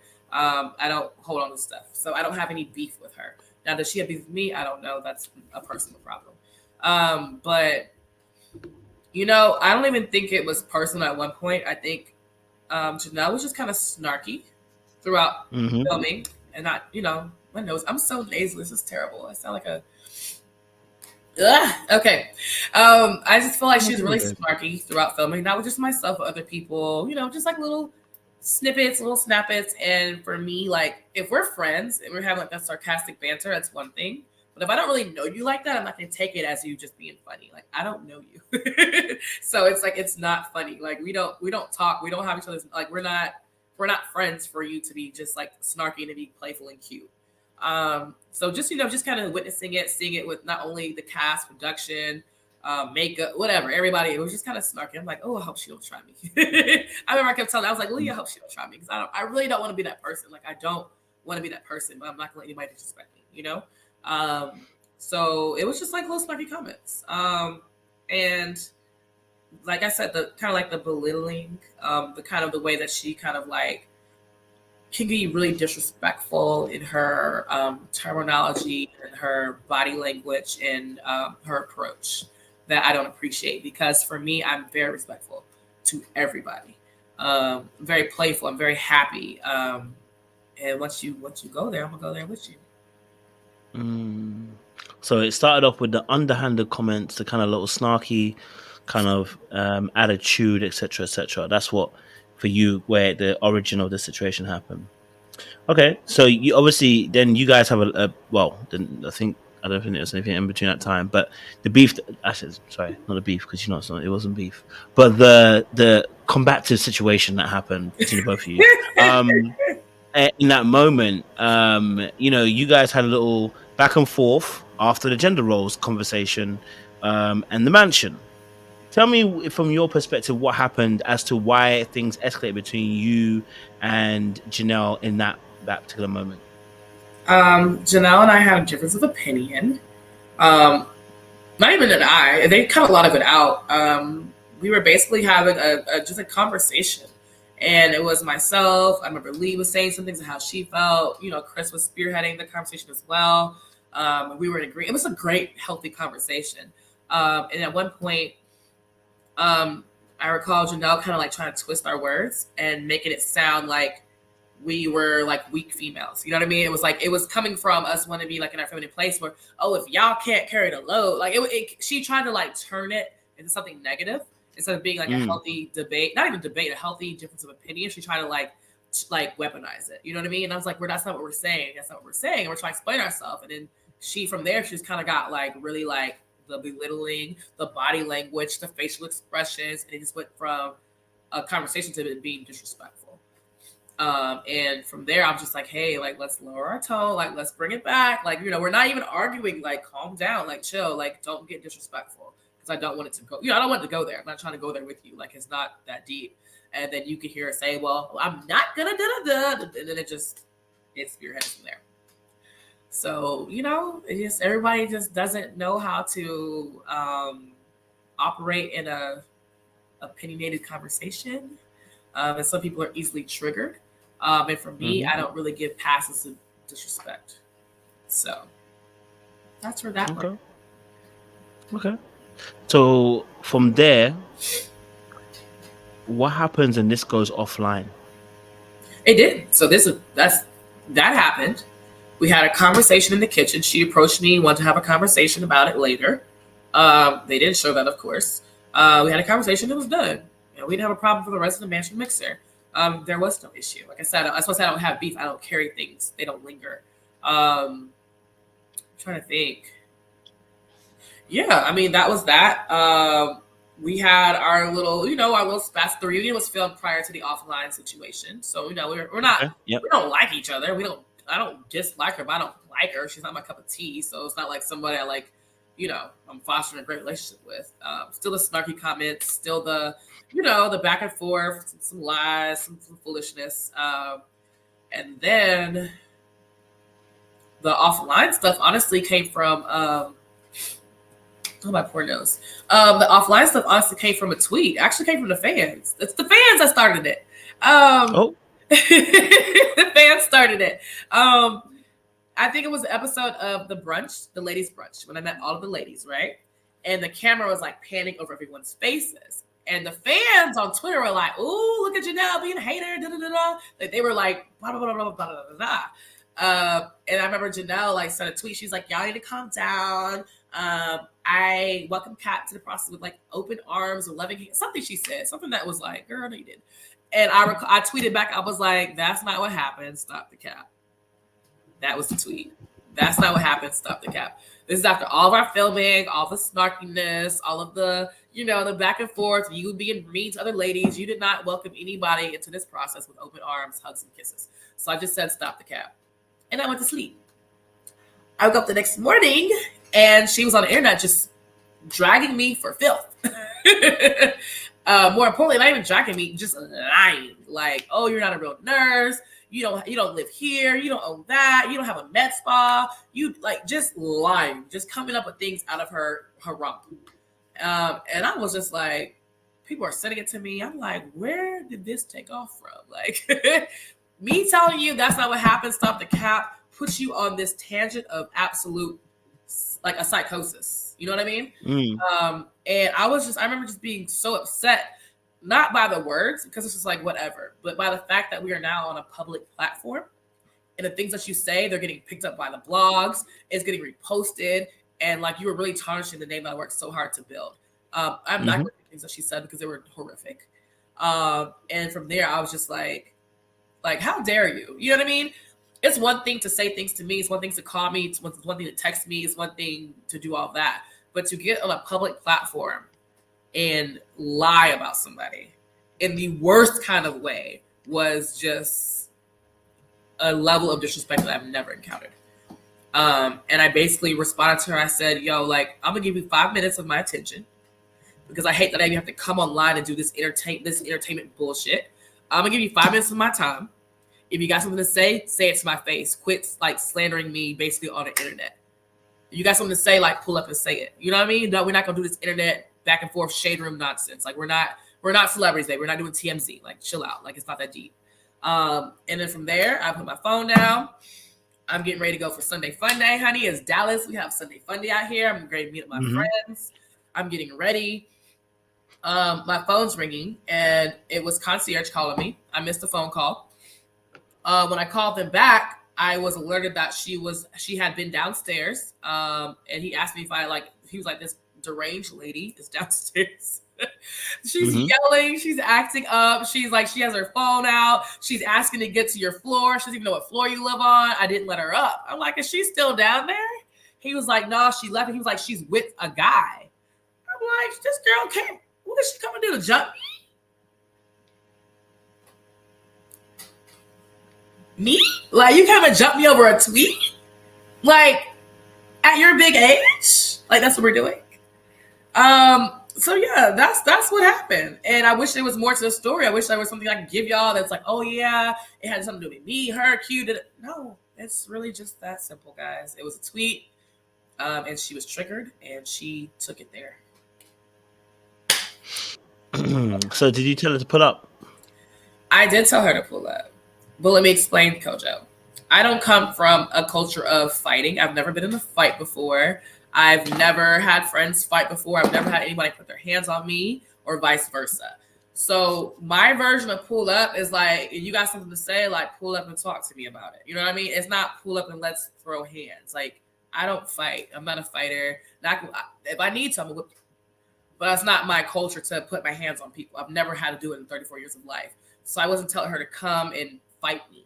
I'm telling you to stop talking about me on this platform. And if you got something to say, just say it to my face. But you coming on live, bringing a man to my house, like you're trying to beat my behind, or you want me to come downstairs and like duke it out, is just childish. It's ratchet. It's ghetto, and it's not what I'm about. It's not what I stand for. It's not who I am. Period. I mean, I know your little take. I didn't see videos. It is what it is. But even you saying it is what it is, sweetheart, there's nothing in this world to have me pull up on another female at this age with the things that I have worked for, the person I am. I'm never going to get in an Uber and come to your house on live with a man to fight you over a tweet. So I did not expect for anybody, and I thought we were all in our right minds for that to happen. It didn't even I didn't think anybody was that woohoo to do it. Now, Katt, baby, you've grown up. Of course, you grew up in different environments. Surely, you've grown up around enough black folk to know pull up is a pull up. Pull up. Even I know. I'm not even American, and I know a pull up. It's a pull Like up. for you, it's a pull up. Our one is not pull up. Ours is come around the corner. Yeah. When you say come around the corner, you best believe someone can come around the corner. If they come around the corner, you best be ready to duke it out because you said come around the corner. I'm always ready, baby. You have to come to concierge first. Like, what do you mean? Like, everyone is able to make their own choices. So you can pull up all you want, but I'm not going to come down from my throne and play with you. So if you want to take that bait and that's what you want to do, is how you choose to embarrass yourself, that's on you. It doesn't mean that I have to as well bring myself to that level. I can tell you to do all kinds of things. If you want to do, that's on you. It's your decision. So at the end of the day, So I'm not coming down 30 floors to fight you. That's fine, but did you take accountability for saying that then? I take accountability for engaging with someone who I have no business engaging with because we're not on the same level. So yeah, I take accountability for stooping to that level. I take accountability for playing into it. I take accountability for giving that person my attention and my time. So yeah, I do take accountability for that, for sure. Okay, that's fair. Obviously, look, it happens. These things do kick up, and she actually did pull up, which is crazy. I do believe that, but hey, people will do what they will do. Okay, all right. But let's move on a more lighter note and a more positive ending. You and Lee developed, a really cool. Actually, there's a question I forgot before we get to Lee. Reunion, I forgot. You and Jessica had a little shootout. Pew pew. Okay, you had a little shootout. Now, go. Why you look down like that? Don't be doing that cuteness. Really, you and Jessica got into a little pew pew. I want to know. What happened on that reunion. How did it get to a pew pew with you? Because it looked like you were frustrated and like you had enough. But how did we get to a pew pew with Jessica? And I keep saying the same thing over and over. Like, I am big on respect. Like, it's never beef. It's in that moment. If I feel disrespected, I'm going to handle it. So with Jessica, it's crazy because everyone's always like, y'all always fighting Chris's battles. Y'all always jumping in for Chris. So now when you're having a conversation with Chris and we are letting you have a conversation with Chris, you want to bring us into the conversation with Chris. Lee and I are sitting on this couch, minding our business, because the issue that Chris has with his connection is the issue that Chris has with his connection. That don't have nothing to do with me or Lee. So for you asking me to co-sign something when I don't even like you is wild. You know what I mean? Like, I don't know what y'all talking about. I'm not focused on your connection. I don't know what happened with you. I don't know. I don't care. Why am I on the couch, Tommy? That's where I'm at right now. What? This ain't got to do with me. So the disrespect of you saying, oh, y'all mute is a sign of I can't hear. I can't comprehend. I don't understand. I'm afraid to speak. My word, like, what do you mean? Are you mute? And it's always the word choice. How about maybe why you guys aren't gonna say anything, or you guys were there, weren't you? Are you not gonna say anything? But y'all mute. Like, it's just so disrespectful, and it's just I don't tolerate disrespect very well. So in that moment, I just felt like I had to, like, sweetheart, calm it down. I'm listening to you. I'm listening to Chris. It's not my business to listen to. I don't even want to be on the stage right now. You know what I mean? So how dare you think you can command me to speak on your behalf or speak in general? Like, you know what I mean? It's just so rude. Like, we never talk to them like that. Lee never comes out of character and talks to somebody in a disrespectful manner. I mean, Lee and myself share the same connections. We've never had an issue. You know what I mean? It's mind-boggling that women don't know how to respectfully talk to one another. So it's just something I just can't deal with. So in that moment, that's when you see me kind of be like, sis, like, I'm not your sis. You're not going to talk to me like that. Like, watch your tone. You can see her neck is a snapping. Her hands are going. It's just like, it's so unnecessary. And you're not going to talk to me like that. Now, what she actually asked you as well about, it did look like you actually agreed with her No, I'm when just she was telling looking. her story. Huh? I'm just Because looking. you kind of nodded your head and said you was like before she decided to send a mute comment. So it's not it. I said in my breakdown, I said it looked like you agreed with what she actually said, but then she said a That's mute comment. editing. So That's always editing. We're listening, we're looking, and we're looking, and we're looking. So whenever they're cutting a nod, you never know what that nod came to. So half the time I even listen to what's going on if they got nothing to do with me. I really do be in a different world. Until they say Katarina, I'd be like, oh, okay. okay, I hear you. Mind the All right. business that minds you, the business that pays you. That's my motto. I ain't mad at it. I ain't mad at it. All right, so obviously you and Lee had this great friendship, man. It's good to look if you can't get a connection, like a true solid one. Friendships are something that are a powerful thing, and friends are hard to come by. So, tell me about this friendship between you and Lee. Let's end on a positive note. Tell me about this friendship between you and Lee. Oh, I just love her. Lee is just such a beautiful person. She is just what you see is really like her heart is really that's really who she is. She's super easy to talk to. She's beautiful. You expect her to have like a nasty attitude for being such a baddie. She's so open. She's so sweet. She's such a motivational person. And like I said, even us sharing connections, it was just never no catty stuff. The moment I met Lee, she was like, "You tall, I like that. Like I want to be tall too." We've always just been so appreciative of each other. We've always complimented each other. She's just a wonderful woman. You know what I mean? She's a businesswoman. She's a boss. There's nothing bad I can say about Lee. She's amazing. Seriously. How did you I would get say past like my connections. Like I'm connected to Lee and Aries. They're like, who's your top connection? I'd be like Lee and Aries. did y'all have a little faction? What does that mean? Oh, did you guys have a clique, a crew? No, I wouldn't say it was a clique or a crew. We just were girls that were getting through the process and supporting one another. We weren't clicked up. We weren't keeping other people out of the circle. So it definitely wasn't a clique or a crew. Not at all. Okay, I like it. No, Positive it's good to.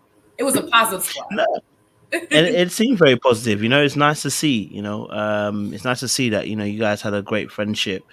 Even though you had some maybe had the same kind of connections. Y'all got along and y'all were chill, and y'all were respectful and loving of each other. So, like I said, it was nice to kind of see, from this particular season with all the madness that we've seen. It was, and it's crazy because at one point, I think Lee and I were both connected to I think it was Chris and Herbert, and they would try to not play against each other, but try to in our confessionals, try to find a way to make us jealous of one another or say something bad about each other. But when you're generally a nice person, it just doesn't even come. I got nothing to say. How do you feel about Chris getting Lee sandals? I'm like, this sandals is nice as hell. There's nothing I can say bad about her because she's a great person. You know what I mean? So when you give out good, you get good in return. When you have good energy, you're gonna be surrounded by good energy. So she's great energy. Love her. Was there anything in the show that you wanted to address that we didn't touch upon? Anything that was like, you know what? Let me get this out. I have nothing, honestly. For one, I really don't care if people think about me, so I don't even care to address anything. Number two, I am satisfied with how I showed up on the show. I was my true self. I don't feel like I was portrayed any kind of way but me, so I don't really have anything to clear up. I really don't. What you see is what you get. Forever. I'm with it. I like it. Okay. All right. So coming to the end of the show for you, what were the learns for you in this particular season?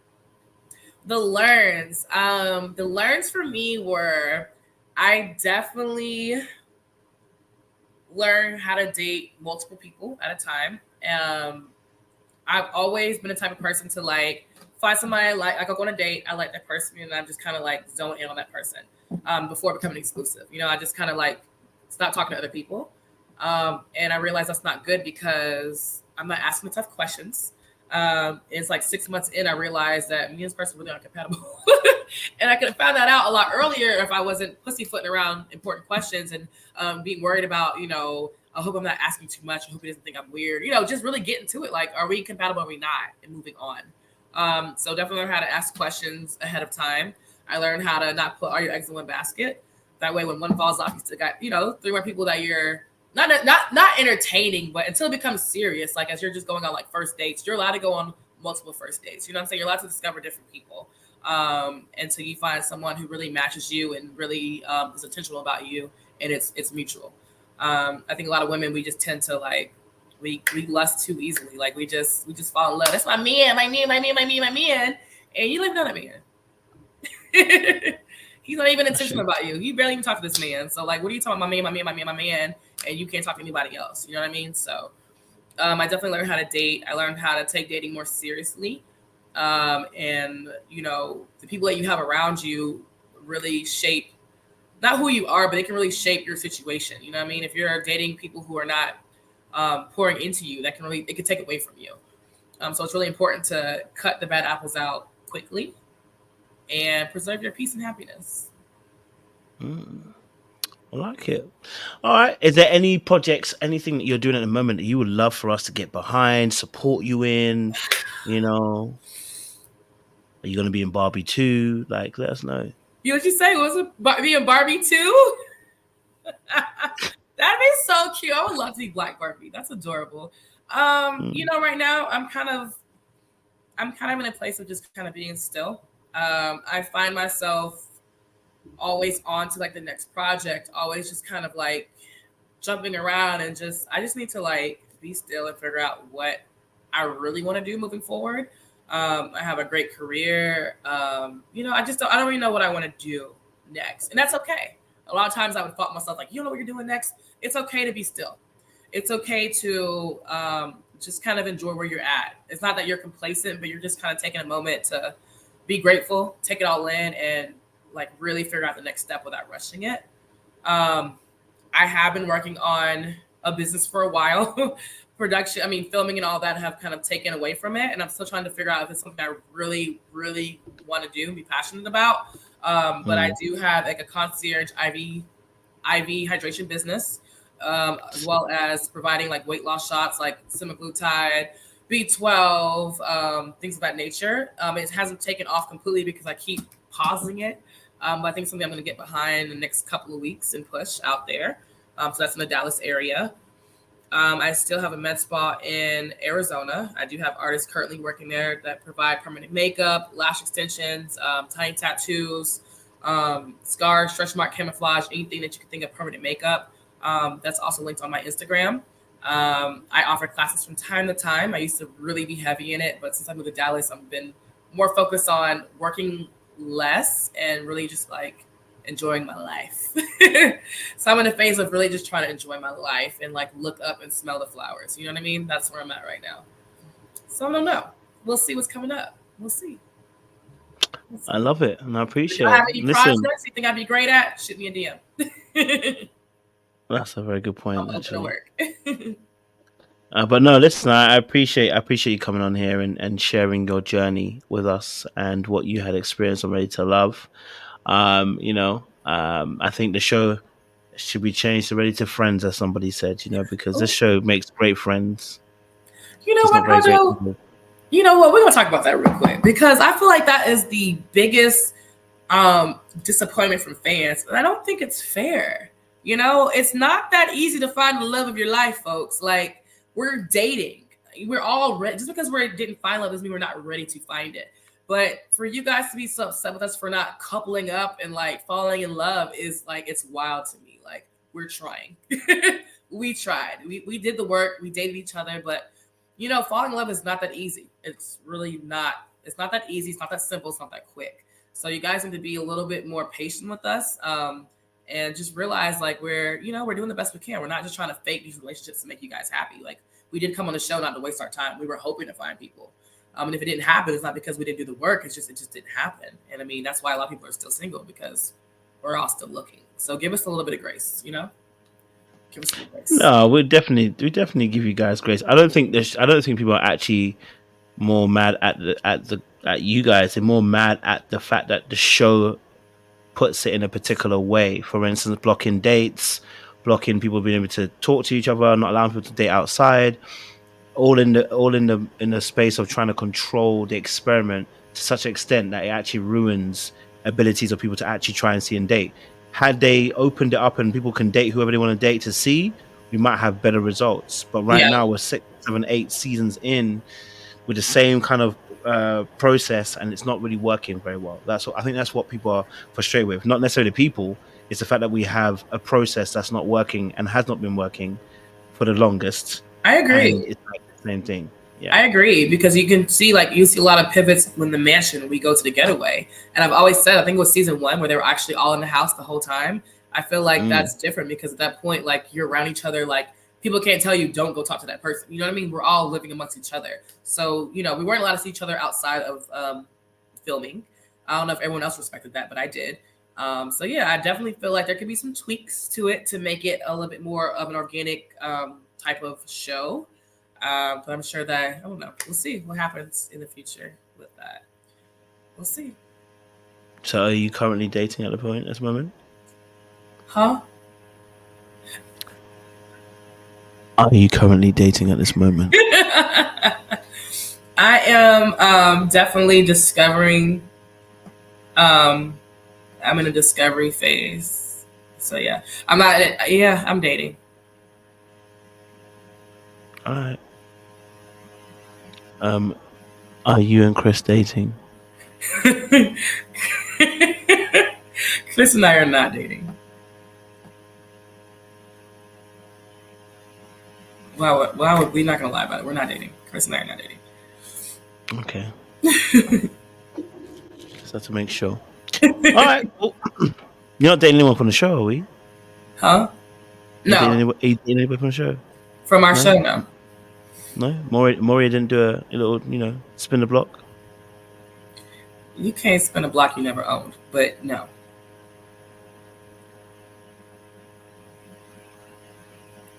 Maria's with Jessica. Right? All right, guys.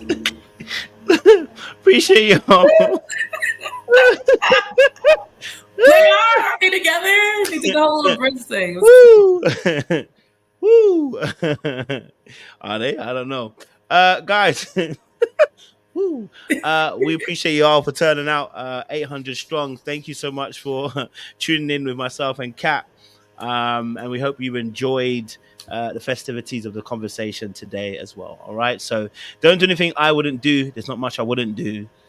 So be careful out there. Katt will be moving to Africa very, very soon.